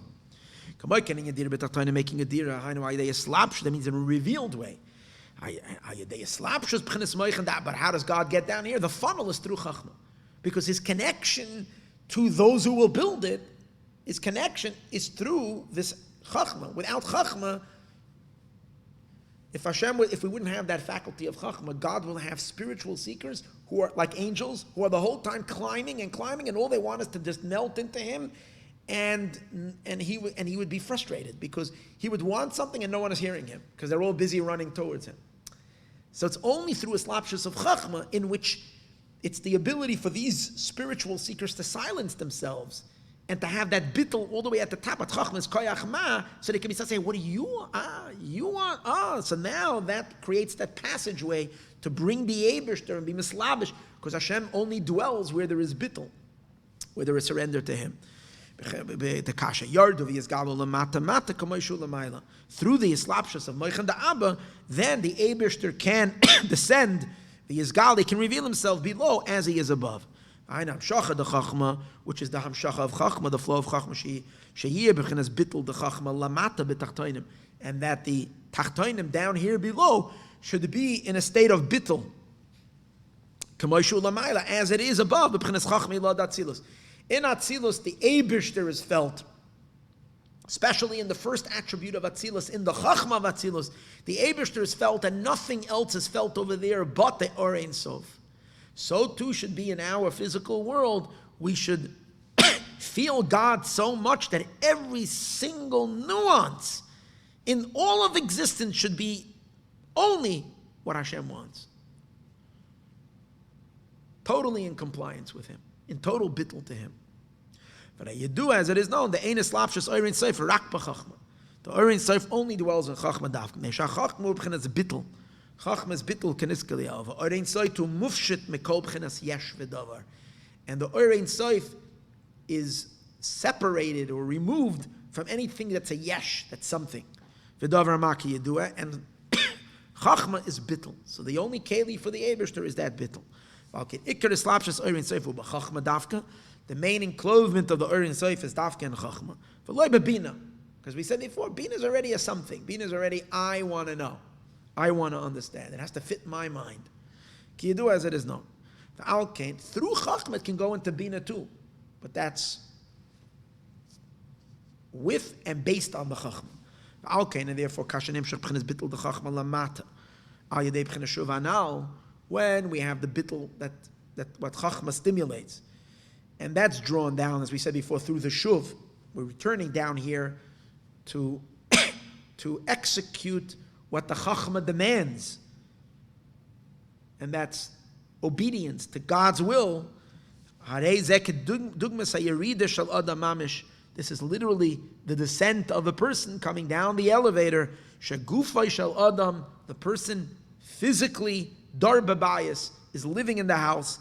Bilti helim v'tzimtzum, God is fully comfortable and everything is responding to him because there's total adherence to what he wants.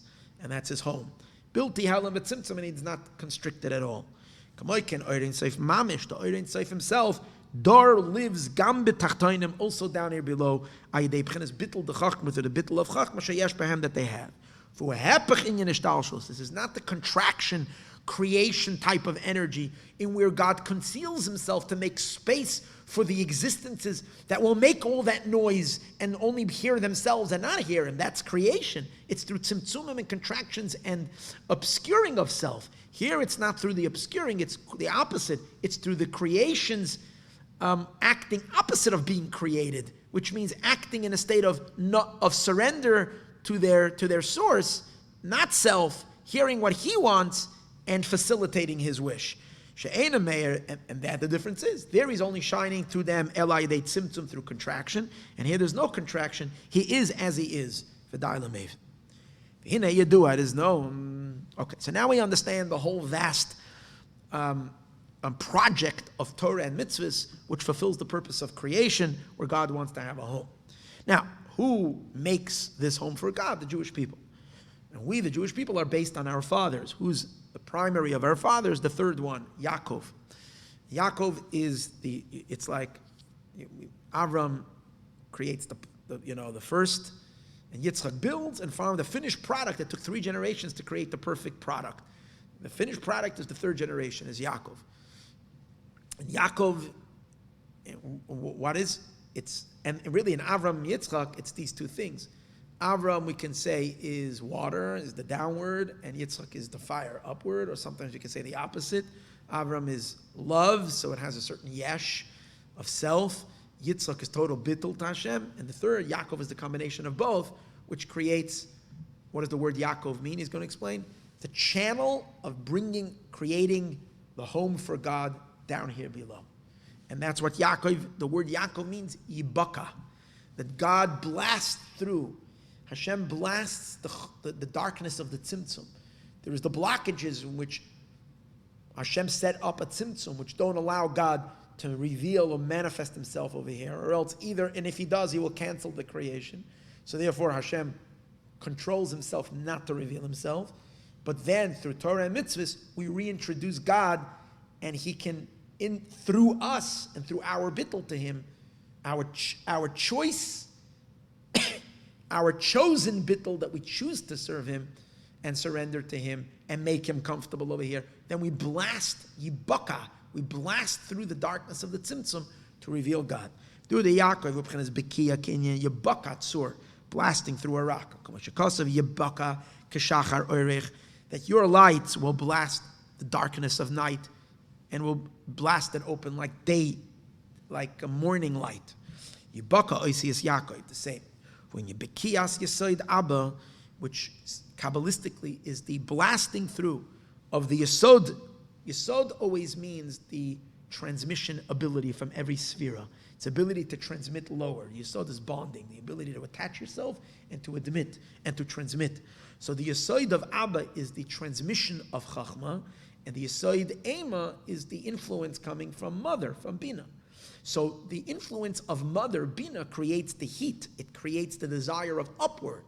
The Yesod of Abba, the influence coming from Chachma, creates the counter force that has to break the force, rising force of Yesod Ema and bring and force the energy downward, opposite of the natural state of the energy to escape upward.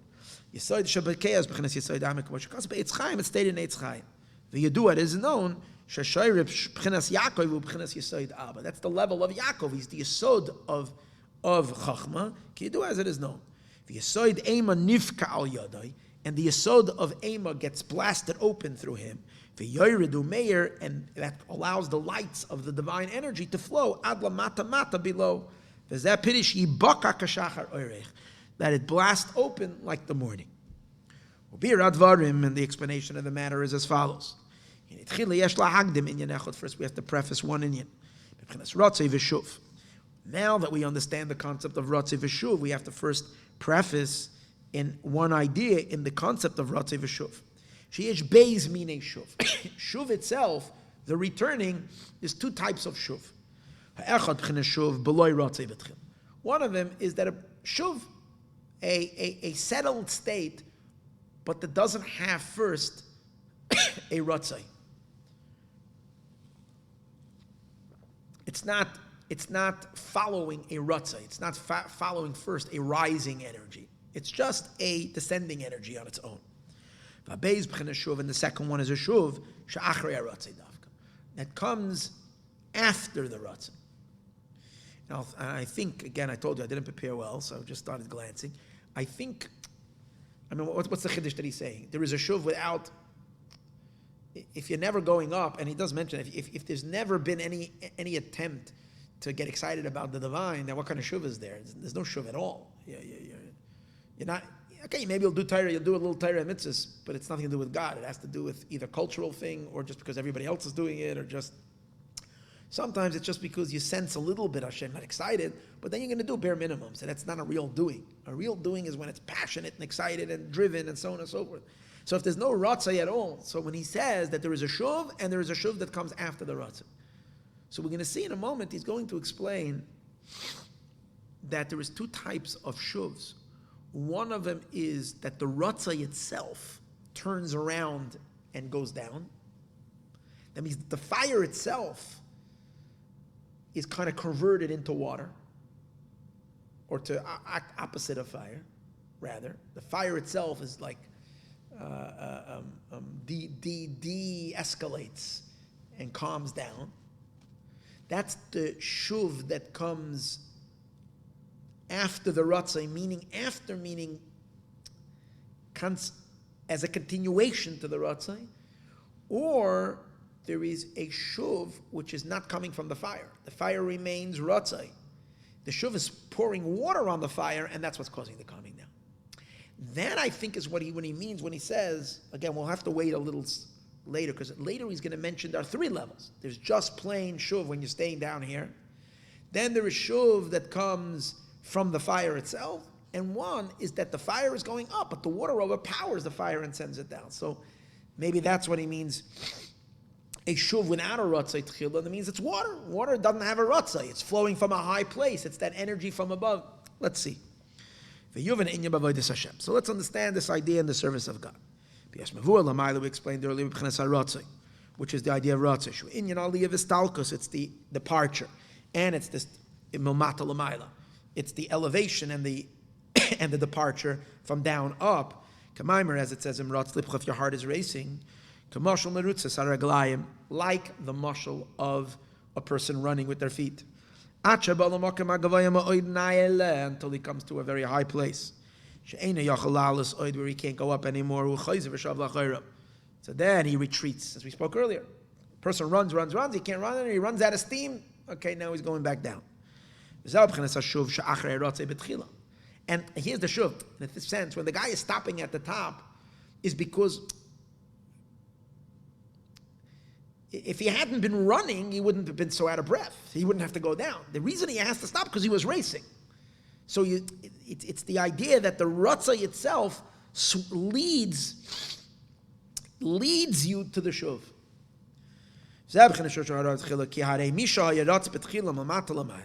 The one, that's saying, the same person that was running up, he himself is the one retracing his steps and going down. He's descending the mountain. From the ratzai itself, converts into a shuv. And then we understand. How can a singular energy, and it seems like, okay, you say it's not two opposites. What you might say is, you ran out of steam, so there's no more ratzah, you died, so you're going down.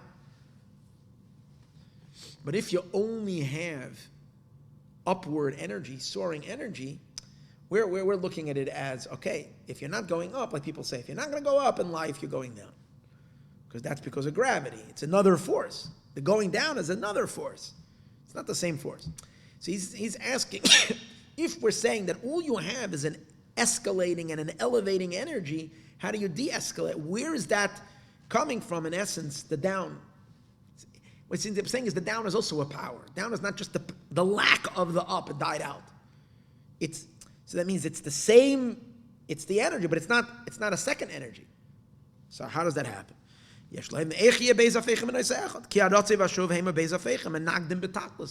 contradict each other. This is an elevating energy. And this is a descending energy. And how can it be in one guf? In one keli? How are you going to find these two opposites? And the idea is, because one thing prevailed on the other, something overpowered it. So he said, it's not the same thing. There is a second power. There is a power of shuv, like we said before. Bina produces ratzai. Now you're activating another energy. You come to a vision. Before you were just a man. You were the bina. You were understanding godliness. Now you come to a point where you see the divine, which that activates a whole different power, which is a counter power, a positive charge, a negative charge, an opposite power, which overpowers on that fire. That's what I mentioned earlier, that you have fire and then you have water that is countering the fire and pushing it down. When his heart is racing, and this is stalkus, and he's coming up. Where there he can't anymore activate his bina, so his bina stops because he can't go any further with his bina. He's reached too high. Then that power subsides, but another power that he has in his soul, which is the power to be silent, and as a result of that, receive the giloi from above, which brings the bittul, and that powerful koyach in the neshama of bittul forces the opposite direction. That translates into a chesed flow, a downward flow.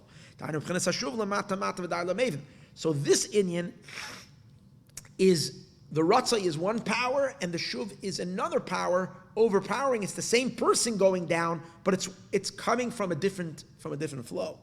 The omnam, however, in his gabrus says yeshna bebezei fanim. This, his gabrus, can be in two ways. Echad mitzat atzmoi. One is on its own. The fire itself, it like lost its steam up, so it's calming down. It's not on its own. What we said before, that the water is overpowering. Is gabra zois ala eish. So this empowerment on the fire, so what he described earlier is really the second inyan that he's saying over here, which is that there is another koyach that's pushing it. If the fire would be let alone without the water, without that pouring of the hose, without hosing it down, Last is hepech tivoi.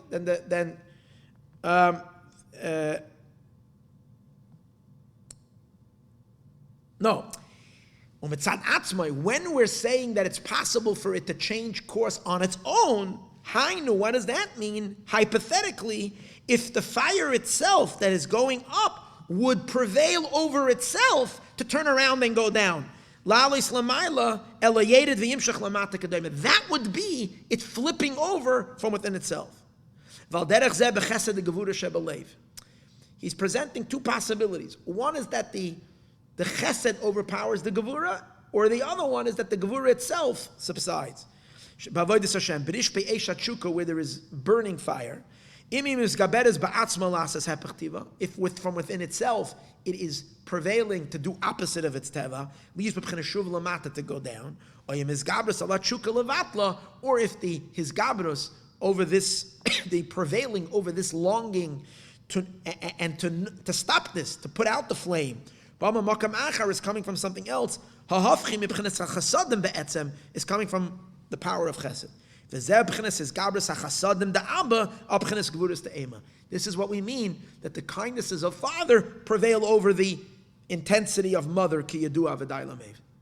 So he's presenting kind of two possibilities of how it can happen. Now the real meaning of shuv had a lashon hashava. If we're really looking at the word hashava, to return,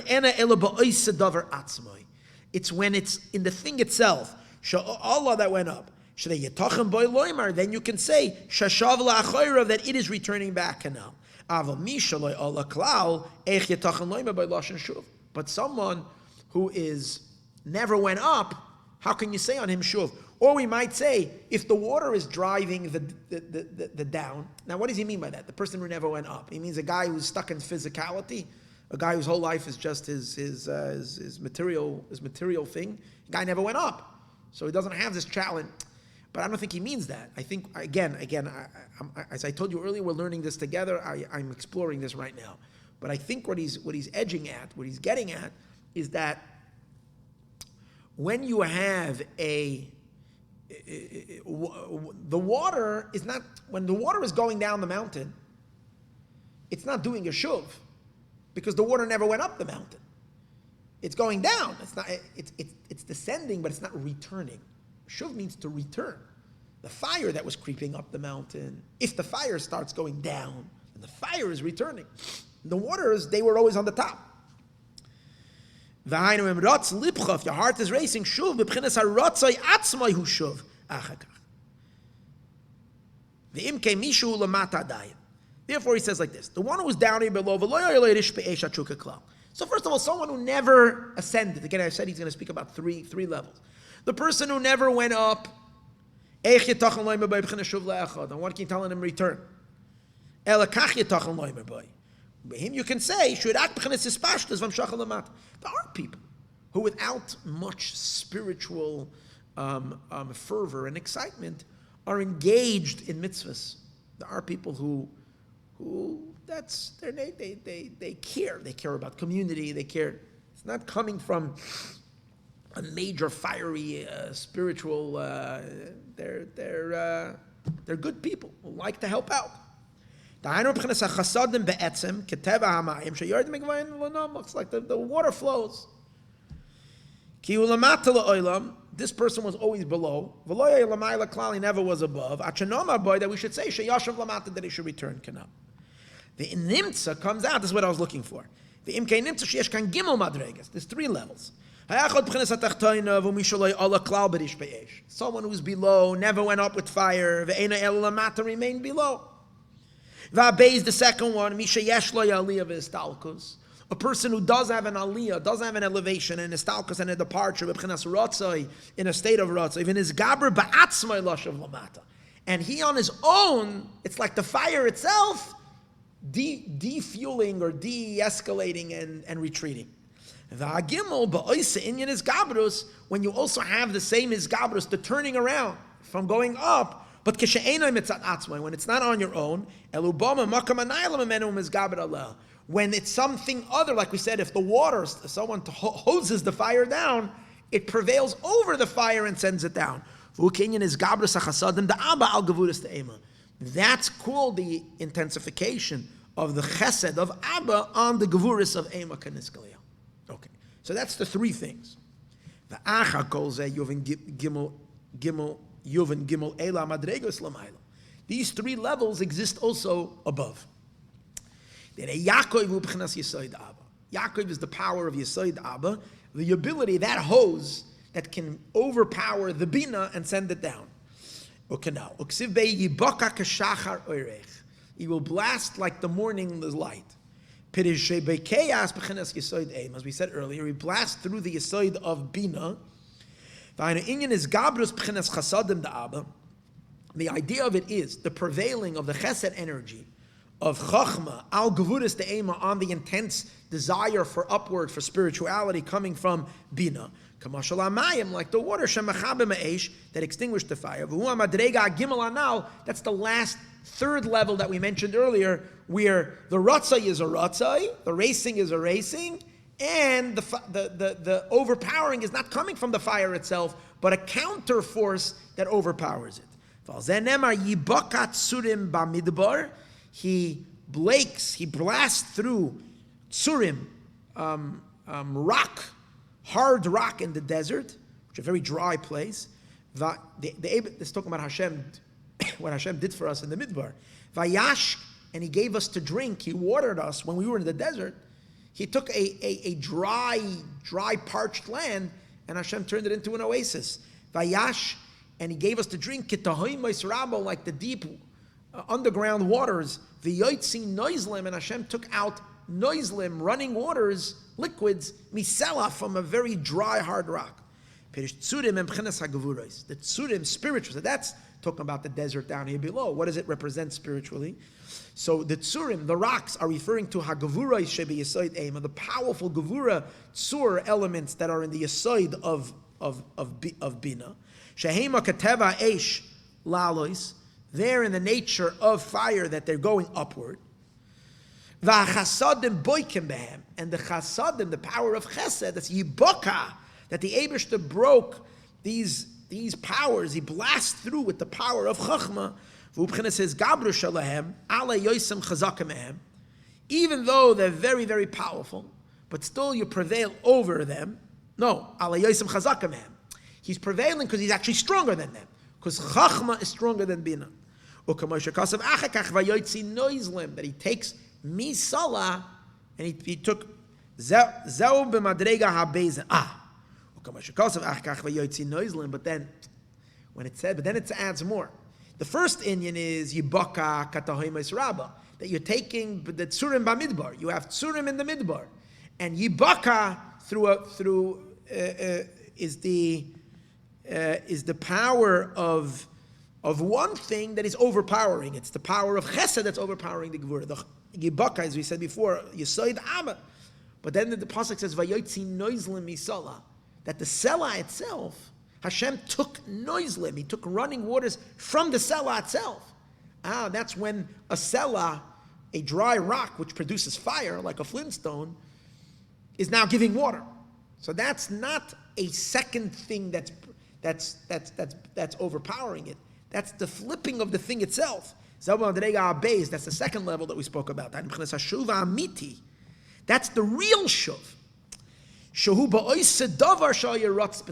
It's in the thing itself that first had a ratzai, is now turning back. So it's really like this. If you never went up and you're just down below, it's not called shuv at all, because you're not returning.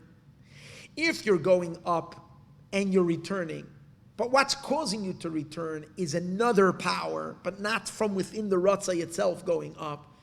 It's called returning, because it's the same person that is going up, is turning around and going down. But since what's driving him is an avalanche of snow coming from above, not because he decided to change his mind, whatever, his interest, the same interest that put him up the mountain said I should go down the valley, and look what's at the bottom. It's not that. It's some other thing that's turning him around from the top to go down. So it's not a real shuv, because what is driving down is not returning. But it's also shuv, because as we said before, it's the same person. The real shuv is when the very same, that same force of Ratzai is, as we said before, de-escalating or decreasing and turning its focus opposite. Like we said before, taking the rock itself and turning it into water, where fire turns into water. Opposite than what it was. The tzur, we say hahoifchi hatzur agam mayim, that the tzur itself, tzur which has no liquid, it's only dry. Even though they are real gevura, they're opposite of giving. Gevuras are always not giving. Nothing grows on a rock, dry rock. Because gevura is always about its contraction. It's always taking in. It's so busy with an inwardness, it doesn't spit out. It's not giving. They're suddenly giving. They're flowing. To give like the deep tahom, which is the underground water, which is endless. And that's because he prevailed on his own to do opposite of his nature. It's the shuv that's after the Ratzah canal. The one who went up, Yashav la'achayrav, will return.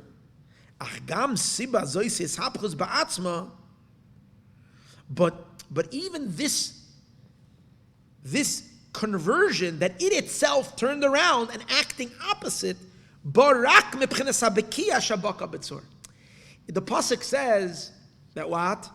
What does the pasuk say? He brought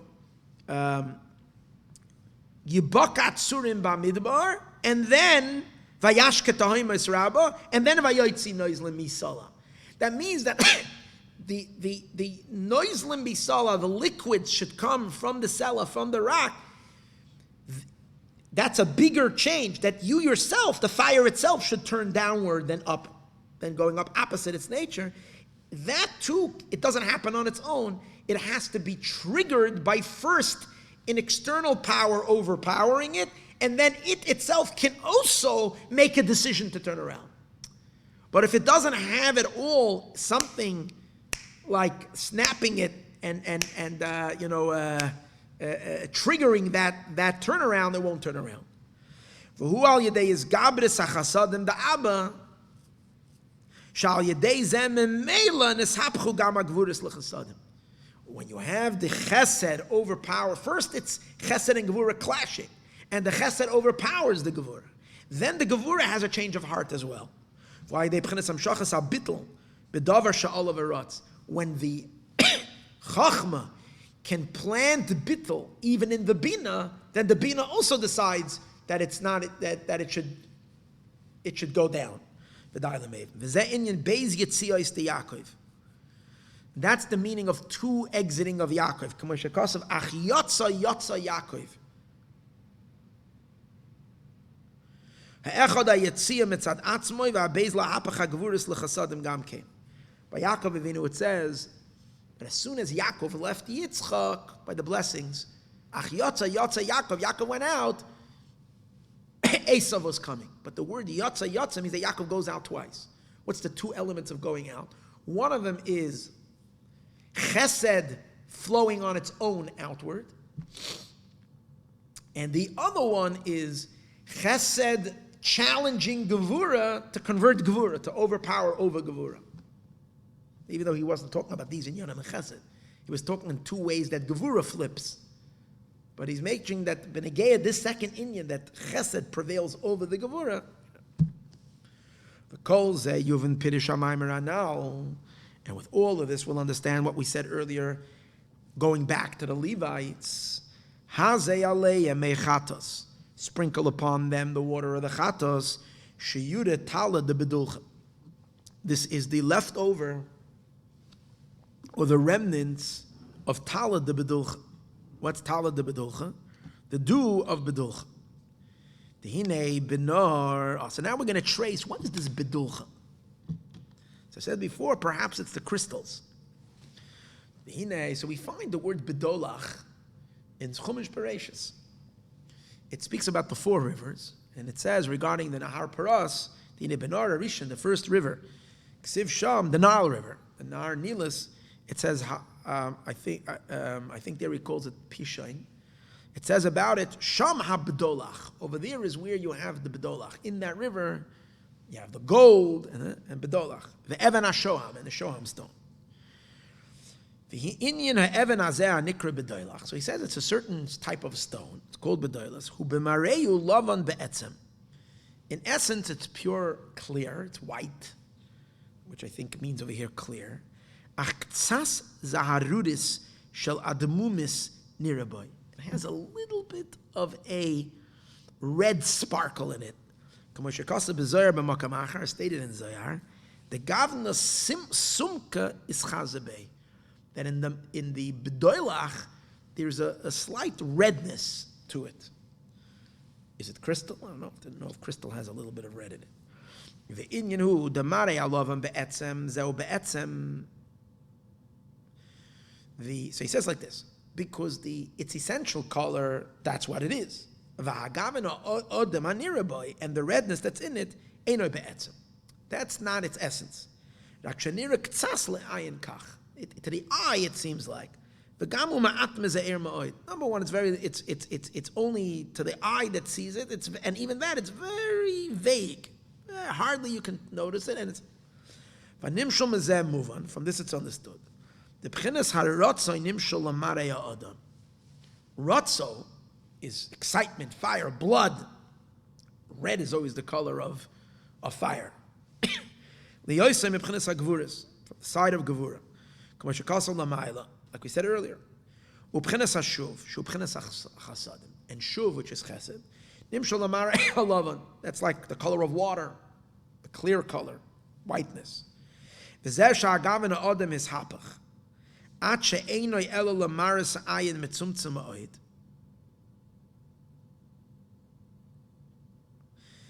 This, that the redness was converted. So he's saying it's like this.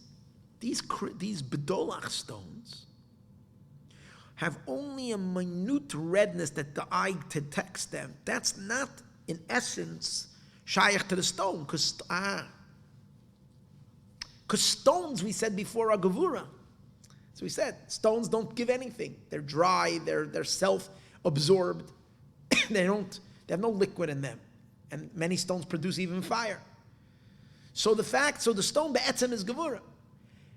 And therefore it should have more redness. The fact that this stone is such a white stone, a total clear stone, with only a tiny bit of red,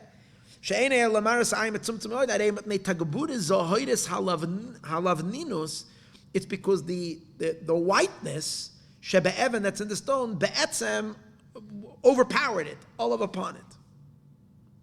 In moving on Nimshul Mazeh, what it means is,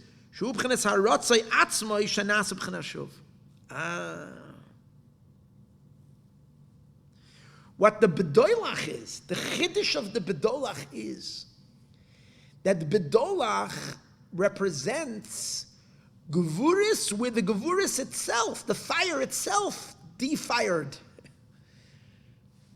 The Gevura itself had a change of heart. It's like Hashem took the Sela and turned it into water. The Sela itself. What element in nature shows that? That's the Bedoilach stone. Because stone, the fact that it's such a white stone, which is opposite what the stone should be, mitzad what stones are. The fact that the crystal is such a clean, clear crystal, again, this is all taking consideration that Bedoilach is crystal. And the little bit of redness that it has is showing that the Be'etzem has red.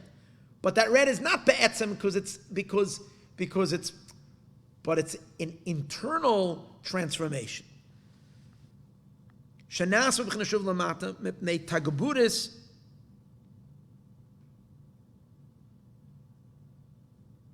No, I made a mistake. What am I saying? No, I'm sorry. I'm sorry. The Bedoilach is representing the idea that the powers of Chesed are overpowering the power of Gevura. That's what it is. Because we said before that the whiteness of the stone It's be'etzem white, and the whiteness of the stone has overpowered the redness to the point that there's hardly any red. I know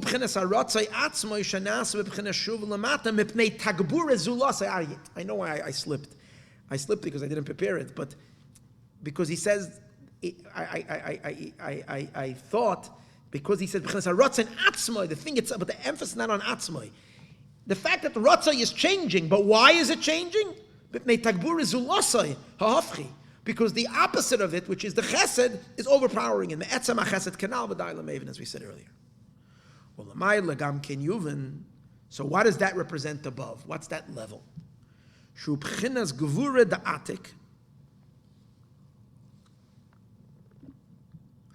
This is the supernal level called gevura of Keser. Again, gevura is red. And gevura exists on many levels.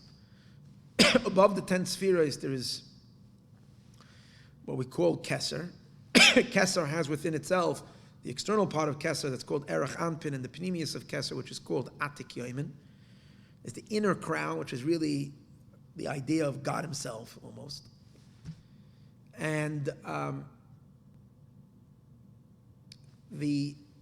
in these levels, you can't even talk about spheros and attributes, but yet, in the most subtleties of subtleties, we speak even on these levels of the potential for chesed and gevura and the like. So there is this very, very, very, very intense high level called gevura da'atik. And the bedoilach, tala bedulcha, is related to this level of gevura da'atik, shemislabish b'chachmas tima, that it clothes itself in the concealed level of chachma. Ki yadua, as it is known, I want to read a little further so that I can gain a little bit of something, so I can hopefully explain this. Because ratzai, if you trace it all the way, how far does it go? It goes all the way up to the highest. It's gevura. It's an energy of gevura. And where does all the way up? You have gevura all the way in atik yomin. Now, Chachma, we said before, is the source of chesed energy. In Chachma itself, there is the regular level of Chachma, and there's Chachma Shebe Keser, called the Chachma in Keser, which is called Chachma Stima. So if Chachma is chesed, so Chachma Stima is the very origins of chesed. Shumakar chasadim da'aba, shamu ba lehizbared alus hapich lechasadim. So it's interesting. The gevura da'atik, which is higher than moyach stima, because moyach stima is not an atik, it's in a lower level, it's an erech anpin. But yet the gevuras of atik go over there to be overpowered by the moyach stima, which is the source of chesed. This idea that we spoke about now, that chesed should overpower gevura. Kamoy b'chinas is gabris hashuv ala ratzai, that the shuv should overpower the ratzai. V'omnam l'mayla mayla dahainu min hamatzil in etzalim. On these levels so high, when we're dealing with not in the atzilus with the creation, over there we speak of ratzai v'shuv, energy flow outward and inward. On these very, very high levels, this idea, these two tenuis of ratzai and shuv are so benign, so subtle, you can't even call it ratzai and shuv because they're not too, it's called mati v'loy mati, arriving and not arriving, both together. The not arriving means an inwardness, and the arriving is an outwardness. So the arriving meaning a flow, an expression, a releasing of the energy outward is called mati, it is arriving, and loy mati is the notion of it to be inward. So that's the gevura element, is the loy mati, and the mati is the releasing of it. On the highest levels.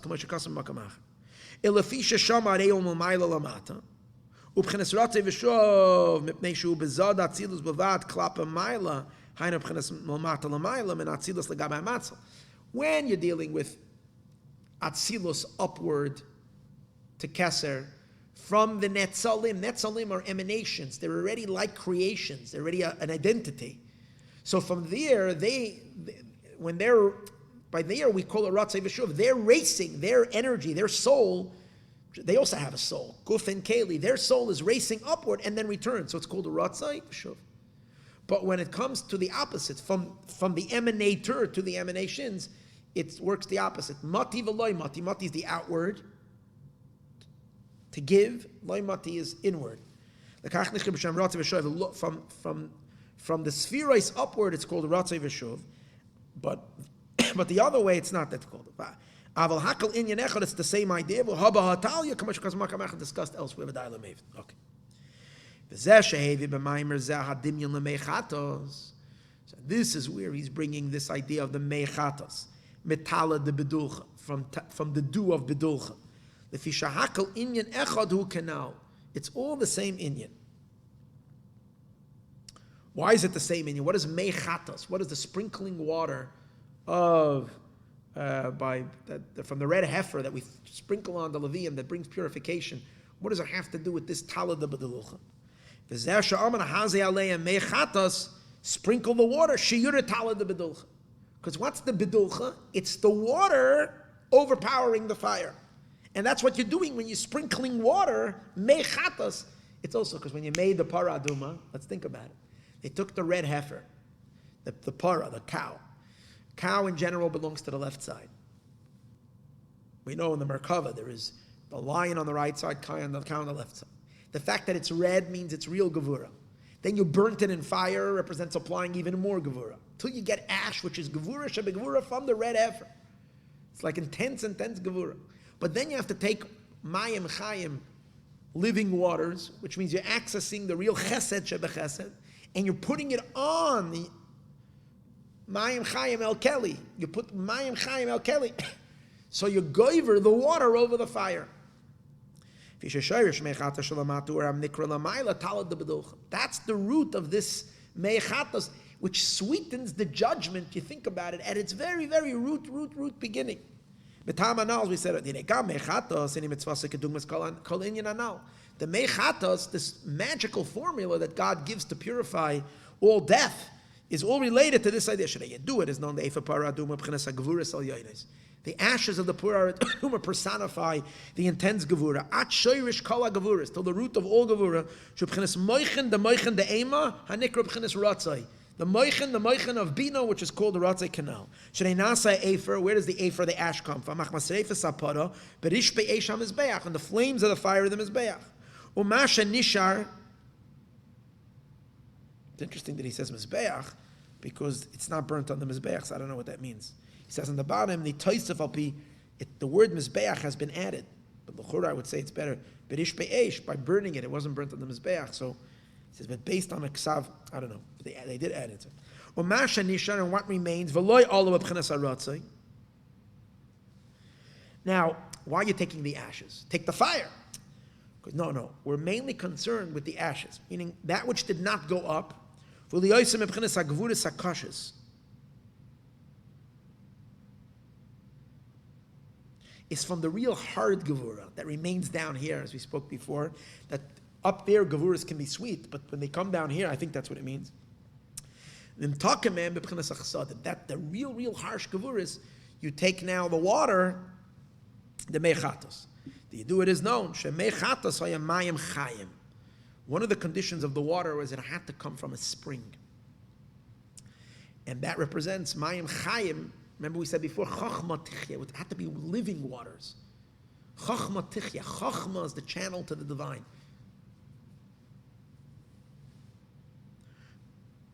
The Maayon is Chachma, life-giving.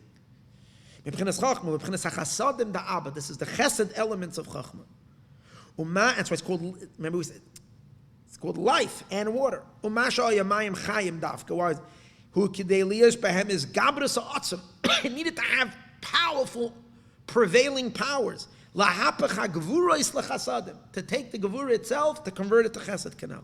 Vu Lahapach B'chinas HaGvura is the Efer Para, to take the Gevuras of the ashes of the Para, Shebehem Lachasadim to Chesed. You're taking the ash, the most concentrated gevura that there is and flipping it over. It's like we said earlier, like taking the sela in the midbar. It's not just a sela in the midbar, dry, shebet dry, and turn it into a fountain of water. Take the ratzah itself into the shuv v'day l'meven. And in our life, it means our gevuras, our passions, our fiery, to turn that into an engine of activity down here below to make kalim for the Eibishter. You do it as known by Mishnayos, the Masechtas Para. We know in the Mishnah Masechtas Para, shetzarich liyas hamayim chayim harbe. There needs to be a lot of living waters. This water, this mayim chayim, till they go above the afer, above the ashes from above. The im kol zeh hine tzarich liyas afer hapara nikar b'toich hamayim. That means that the waters have to go on top of the ash, to like completely submerge the ash. But then when you look into it, you have to be able to see ash in it. That means that to be enough that they're like kind of floating inside the water, but you have to be able to see it. If you put too much water and you can't see in the ash, you flood it so much because you put only, it doesn't say a shear on ash, I think, even the minimal, but it has to be nickar in the water.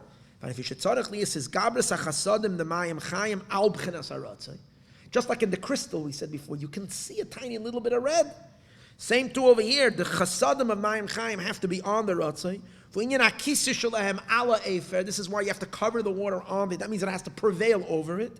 But notwithstanding this, there has to be a little afer left over. It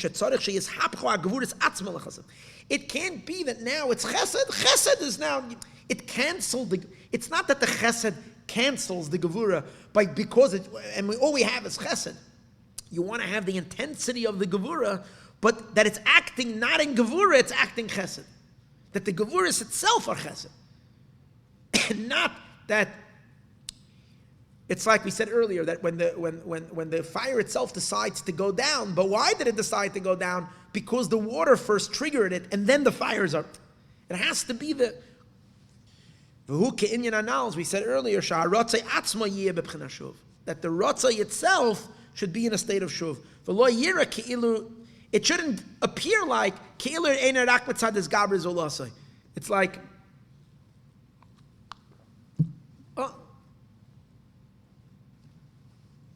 it's like when your wife, it's a good marshal. I'll get in trouble if my wife hears me say this. When your wife wants you to do something, you don't want to do it. And finally, she prevails over you, so then you do it. She prevails over you until you do it. But then there's sometimes even better than that. Not only does she want you to do it, but she wants you to want to do it. So now, it's not enough that you're doing it. It's not enough that you're complying, but you should want to do it. So that's the idea over here. We want not only that the chesed should prevail over the gevura, but that the gevura should turn around. And it should have a change of heart. Not only because you're making me do it. You definitely don't want to have the lower level where there's just shuv, where there is just plain shuv without any ratzai. You want to have ratzai. And the ratzai itself should afterwards be driven and turned around in a shuv. This is the reason that the waters of the chatas purify those that are tamei. Because the root of all tumah, of defilement, comes from the gevuras hakashas. When there is a intensification of the left side, and as a result of that, things contract. When there's less godly presence, it leaves room for the dark stuff to as we said before, to fester over there. From the intense gevuras of ema fall down and eventually evolve these intense gevuras, which can chas v'shalom become the source for all kinds of negative stuff.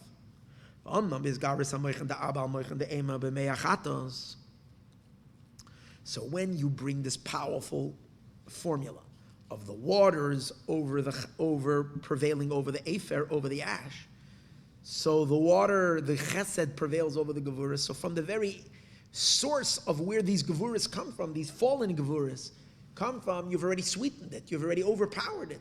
So that whole tzimtzum and contraction, which allowed for the gevuris kashas, for the hard gevuris, which allowed for the tumah and the impurity to come there, all gets sweetened. It all changes. And he sprinkles on them ala tamei, and the person that's tamei, as yatar, then he's purified. Ki nimtuku ha-gevuros, because all the gevura becomes sweetened. V'harasha behem yikosher v'yatar, and the evil will become kosher and will be purified. And since you can't sweeten something only in its source, in other words, it's not just about prevailing over the other. You want the other to change their mind. So you need to have the ashes noticeable in the water. Now from the Ratzah itself should be the Shuv. That's the real meaning of Shuv, that the one that went up, he should return down. And this will cause the purification of those that are defiled. Not in another way. It won't happen when just kindness will overpower the judgments without converting the judgments themselves. You need the gevura itself. You need, like what we said before, that like Friday night we say that the malach ra, the negative malach, al korcha yane amen, he should also say amen. You need that the gevura should also be agreed to.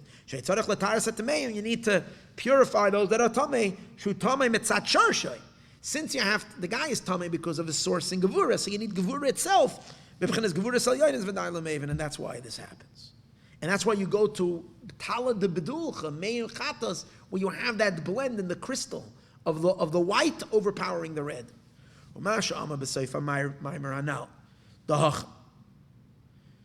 He says, Dahacha Mechatas. In the end of the Maimer, it says over there that down here it's Mechatas. The Inun, which they are, Shiura de Tiyula, the Tala, the leftover of the dew. And in the future it says, I will sprinkle upon you purifying waters. It's explained elsewhere. What does it mean? And what does it mean referring to in the future it's going to be Mayim Tahirim?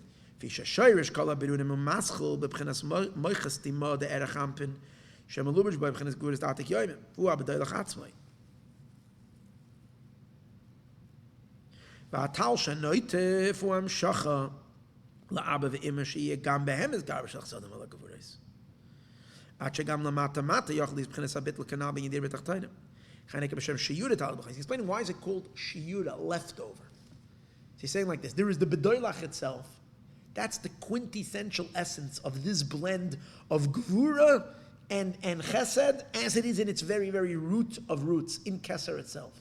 The gevura, the atik, the gevura that there is in atik is sweetened, so to speak, by the moiches tima, the chesed of moiches tima. The chasadim are overpowering the gevuras in the quintessential source. That's the bedoilach. Then there is a dew dripping from that bedoilach. The dew that drips is the influence of this mechanism, of this combination, of this formula, if you can say, that it drips into Chachma and Bina when Chachma and Bina are already separated, as Chachma being Chachma and Bina is Bina, and which means that the Chesed and the Gevura element, the kindness and the Gevura are far more pronounced. That it should harmonize them as well, and should cause the Chachma to prevail over the Bina. That's already from the effects, from the drip of the dew that's coming from the bedoilach. And that's why it's called shiura, the tal and the bedoilach. And that's what we're accessing in our Mayim Chayim in Paraduma.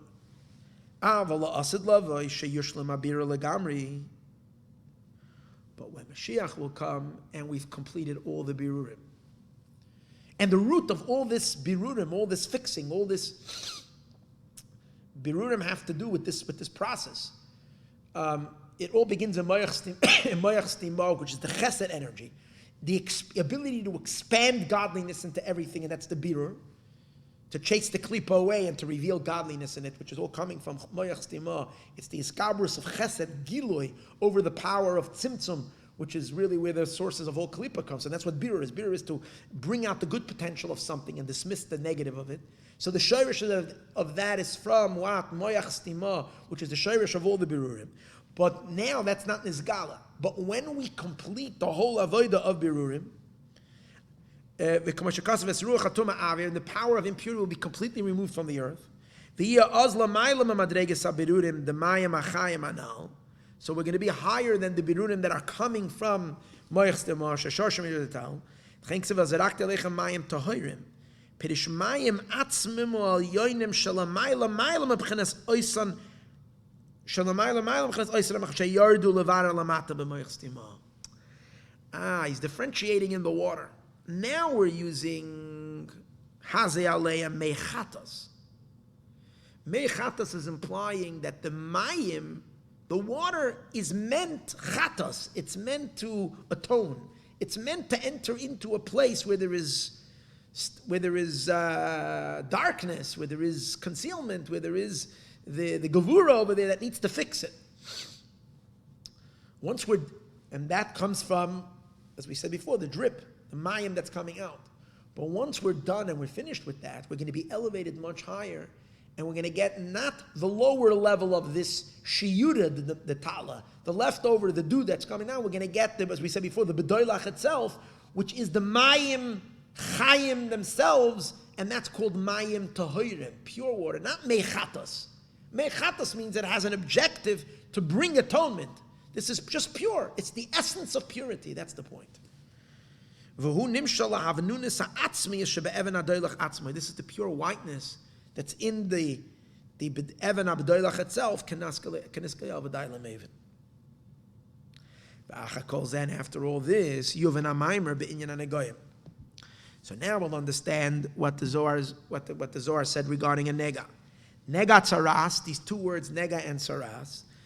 So we said before, tzaras means segira de nohire Allah, that the higher light is closed, which is chachma is not flowing. Segira de tivu Allah, the supernal goodness. The Zohar says a double lashon. Nohire Allah, the higher light is shut. It is shut, the higher goodness. Ba'adam stam. We're in the person.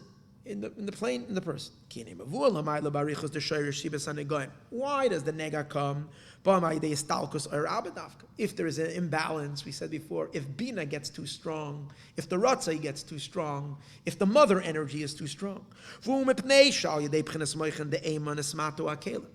It's because through the prevailing of the mother energy, of the bina energy, of the intensity of the emotions, as we spoke earlier, there's a lack of productivity, lack of kelim. And the tikkun is through the moichan of chachma, which they increase the vessels. The tikkun of the nega, because you got to bring back the oir abba. It's been locked. Nohide Allah is chachma. Shubchinas oir abba, which is the light of Abba. Shemipnei estalkus oir abba, because the departure of the lights of Abba. Mezeh basibas hanegoyim. This is where the nega comes from. Kimavur be'etz chaim sham has stated in Eitz Chaim. I'm going to learn now. Just this is the last page for tonight. And next week we'll continue. And this will be understood based on what we said earlier. Because there is so much of a prevailing of the fire element, which came from the excessive mochen of mother. That causes the shefa not going down. It's not going down into the kelim. Because the person is so busy and being absorbed upward. To be excited about going up. The person is not busy. That's why it says that a metzora is someone he speaks lashon hara. Now, obviously, we're talking about a person who's a big tzaddik. He's experiencing his problem over here is he has intense love for God and he's not paying attention. But the point over here, he's not a bad person. He's really, when it says he speaks lashon hara, it doesn't mean that he's a malicious. It says only tzaddikim got nega. So tzaddikim speak lashon hara. It means that the person is a tzaddik, but he gets lashon hara. His lashon hara is not coming out of because he likes to talk bad about people. The lashon hara is because he's not. It's not that he's he's just not so careful with everything that comes out of his mouth. He's not so in his mindless state. He said a few words that are just not that were a little bit disparaging about someone, and he didn't even mean it. He wasn't thinking. But why is he not so meticulous? Because he doesn't care so much. Why doesn't he care so much? Because he's not concerned so much with what's happening down here. And when a person is very concerned that everything in this world should be according to halacha, that's because he's focused. This person is not focused because he wants to be elsewhere. That's why the tikkun for the Mitzvah is that he brings birds, 2 birds, and the Rashi says because they chirp. So this person's been chirping. The idea that it's chirping means there's a lack of concentration in what he's doing. There's nothing that if it would have been, that he spoke bad words, he should bring, he should bring some kind of creature that makes a really ugly sound. Let him bring ravens. They make like a crow, right? And he doesn't bring that. He brings 2 kosher birds, and it's just they're chirping, pigeons. There's a little bit of a negligence, as I spoke earlier about the garden. The person's just not taking care of his garden. So negative things slip in over there. So that's what he's saying. So because he's so busy above, he's not concerned about what's happening now. The light goes away of chachma. There's not enough. There's no mindfulness down here to have kalim where God can dwell. It becomes less and less. And when there's no kalim there, the chitzonim come in. If you're not putting there is energy. A person is going to have energy. If you're not putting it into good stuff, that energy is going to leak into negative stuff. And Zayin and Midas Hara and the Noiga, these are the Arois the Noiga, these are 7 negative Midas of Noiga. For Inyan Nigei B'nei Adam, that's where the Nega comes. The Nega is already, Vehen Se'esai Sapachas, this is already the negative. Kamashakass of Adam Kiya Ba'or B'sar Se'er Sapachas, Ba'or B'sar Davka. Hainu B'b'chinas HaKelim Chitzainim, and that's what we're saying. It's not a malicious. It's only skin deep. The Rebbe speaks about this so much. It's only on the skin because the problem where he's negligent is not in deep stuff. He's not caring about the most external element of life because he doesn't really see that important. That's the physical part of the world. That's not the external behavior, outer appearance. He's saying, what's that? But if the oiru basik, which got oiru basik talbi sheikin diu shal oiru b'chinas lavush chitzayni, this external part, kamashal oisius machshav, and like it says, the point of the Mitzvah is he's not so careful in his thought, speech, and action to be so perfect because the tzaddik who is concerned with God desire, he wants to feel every thought should be perfect because he's arranging the furniture in this world for Hashem. But the person who wants to be out of this world doesn't care so much. These are the 3 levushim. These are the 2 levels of oir. In skin itself, it seems like there's 3 levels in it, which are thought, speech, and action. And the Zohar says, Ba'adam stam. What does Adam stam mean? When that's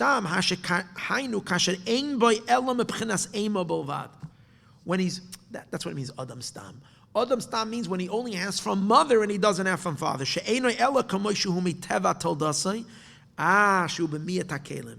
Adam stam means plain. He hasn't developed. Development is you're supposed to develop kalim. Like a person who's an Adam stam. He hasn't worked on developing.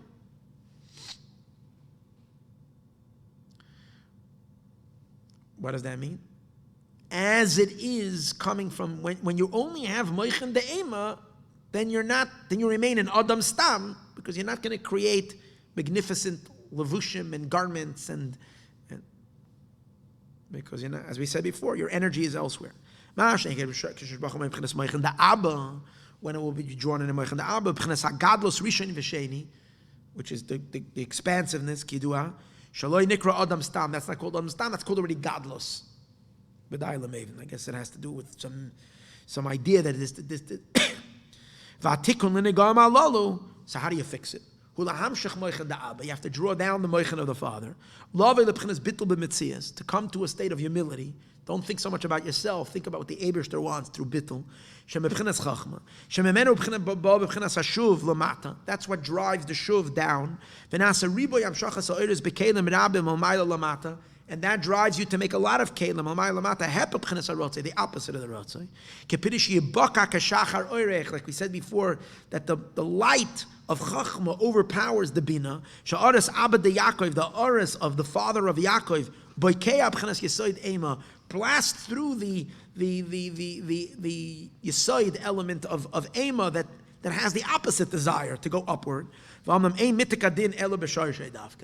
Since you can't sweeten judgments only in its shoresh, so you can't just introduce Abba, you have to convert Ema. You need the Ratzah itself to go down, the same like we said earlier by the person that came into contact with the dead body. You need to take the ash itself, the fire itself, to turn it around. Here too, that's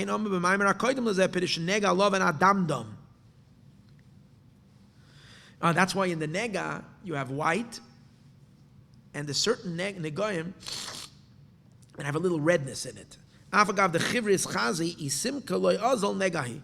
It says over there in the Zohar says, even if you see white, if the redness doesn't go away, it is a nega. Ayin sham. I mean, I didn't learn the piece of Zohar, so I don't know what he's referring to the piece before that. L'zeh ha'tam, and for this reason, Nosa Yaakov Daled Noshim. Amazing idea. This is the reason why Yaakov got married to 4 women. You think to myself, what, Yaakov needed a harem? You know, Achashverosh had a whole party over there with all the girls of Persia, because he's Achashverosh. Avram has 1 wife. Okay, he needed to have children, so Sarah gave him another one. Yitzchak married him. Yaakov has a whole 4. What's this?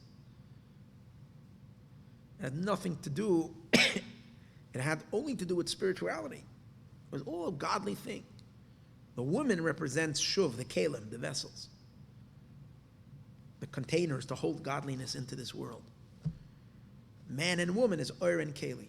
And Yaakov wants to increase Kalim in this world. Lots of Kalim. Bring the light down into containers, into vessels. And the 4 wives represent thought, speech, and action. It's 3, why 4? We'll see. Bring down the Shefa to many Kalim. Think about it. Yaakov takes his neshama, and because he has 4 wives, he ends up with 12 shvatim, which then turn into 70, which then turn into the millions of Jews. Each one is a keli, a vessel, and a channel to that light. When he wants to explode, he wants to bring that Jewish energy down everywhere. He needs 600,000 Jews, and the root souls, and so forth. To bring it into kelim.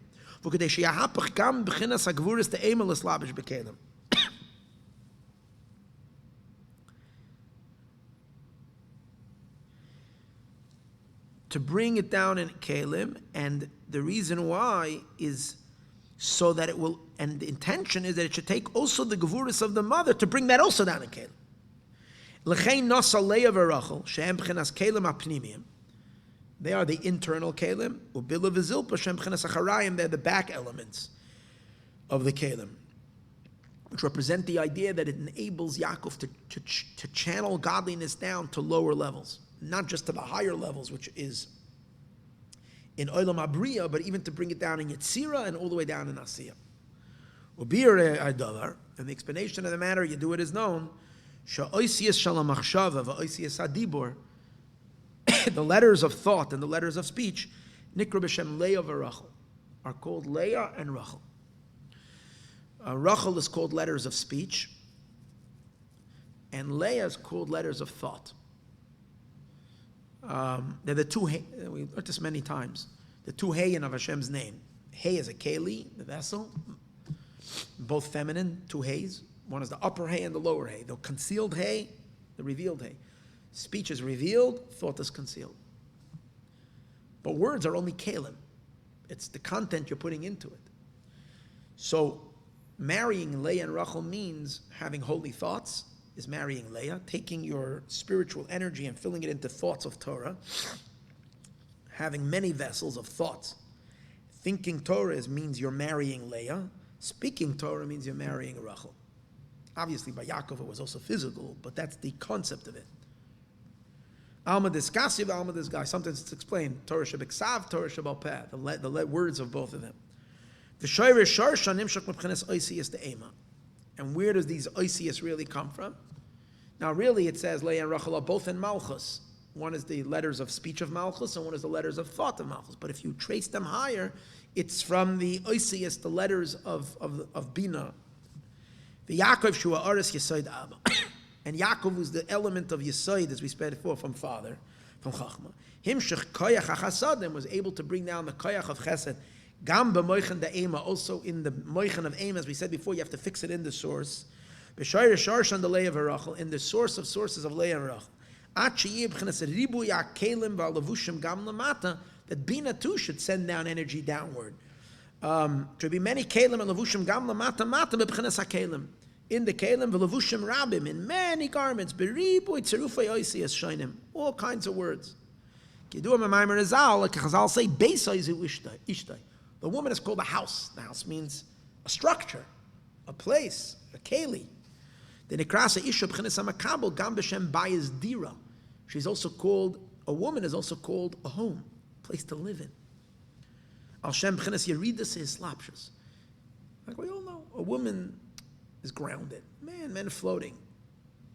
A woman grounds the energy. She grounds you. She fixes things in this world. How many types of negas are there? 4 negoim. Se'ez, beheres, 4 different colors of white. Sapachas. And what's the other one? He said he mentioned it earlier, the 4 negoim.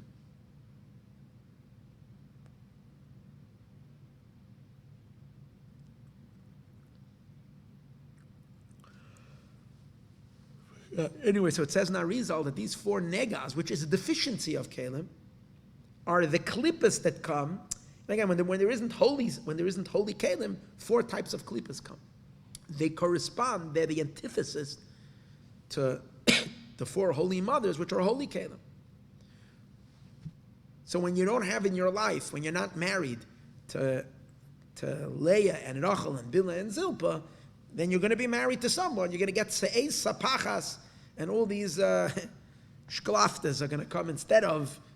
When you're not filling your life with holy content, you can't just not be. You're going to have some energy. It's going to leak into unholy stuff.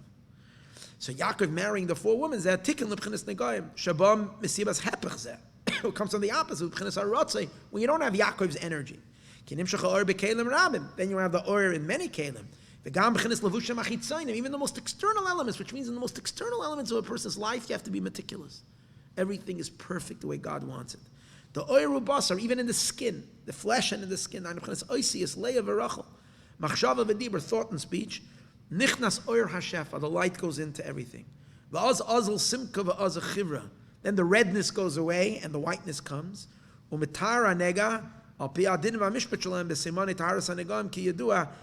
That when the nega is only white without red, and I think certain types of negoyim, it says pasuach, when the redness goes away, it's only white, it'll be okay, because the whiteness is the prevailing. But on the other hand, white also represents that there's no chachma. So understand what the white is. Now, here he seems to be learning the whiteness of the nega is part of the purification. V'derech klau b'chinas le'eh v'rachel. Hinei beis ha-Torahs, the 2 Torahs, Torah shebeksav, the written Torah, v'Torah shebal peh, and the oral Torah, a more inner level of letters and a more outer letters. Sheba behen oira chachmila, in which we find the light of the Eibishter's wisdom was grounded in letters. If the Eibishter's light of God's wisdom that is unfathomable, unknown, we would never have any way to grab it. Go know the Eibishter's chachma, if we wouldn't have oisi, it came into words of Torah shebeksav and Torah shebal peh. Oisi is a tzerufim ki yedua, as it is known, the noivlus chachma shal ma'ila Torah, that the chachma from above flows into Torah. It says by Rivka that she filled her jug vatal. It meant she went to the waters of the Eibishter's wisdom and she put it into a keli, into a kada. And kada is 24. Kad is 24. Chav Dalet represent the 24 books of Tanakh. She filled them with water, which is the lights of chachma. That means she brought the lights into the containers. Shechav Dalet Sifrei Araisa of the Torah, that comes from the supernal Yam Sea, the Chachmiyallah of the supernal wisdom. Moshe says, I have a hard time talking. I have an impairment in my mouth and an impairment in my tongue. Pirish peh v'loshen Torah shebeksav, Torah shebal peh. So peh is Torah shebeksav is the mouth, and the tongue is Torah shebal peh, even though it's shabal peh, but it's not peh. Peh is Torah shebeksav, and I think k'moshekasa berei mehemna. Kvat peh hainu shaloya yachal l'tzamtzim bekelim v'oisiyos. Moshe Rabbeinu comes from the water. Moshe Rabbeinu's soul is so high. So be'etzem, he's in such an infinite place. He has a very hard time contracting, and yet he did the Eibishter said, "I'm going to do the opposite from you. I'm going to turn you into the one who's going to convey the whole Torah and bring it into words." But in essence, he was the epitome of the opposite, of transcendence. He was in the essence of Chachma, which, even though he wasn't, Moshe Rabbeinu's soul is not a Bina soul, it's a Chachma, but he's the Chachma itself prior to the Chachma extending outward and going into letters. You should pull them out of the water.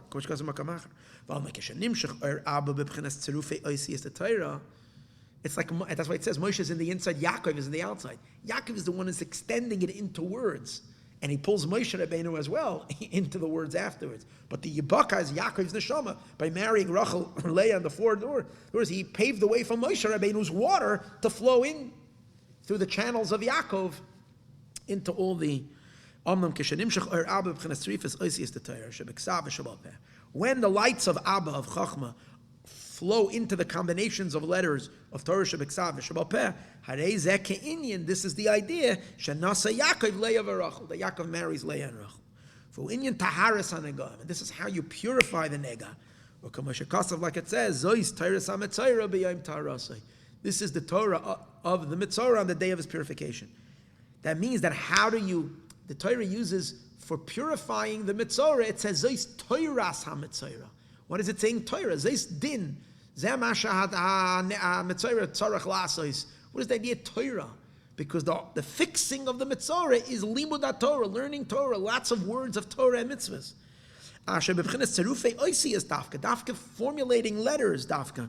Nasa Taharas HaMetzorah becomes the purification of the Metzorah Metama now, for the reason that we mentioned above. And that's because Torah comes from Chachma, and that's where the letters come out. This is the broadening of the vessel. Comes dafka from the drawing of the light powers of Chachma. For the Shuv, that's through the bittul which drives the Shuv.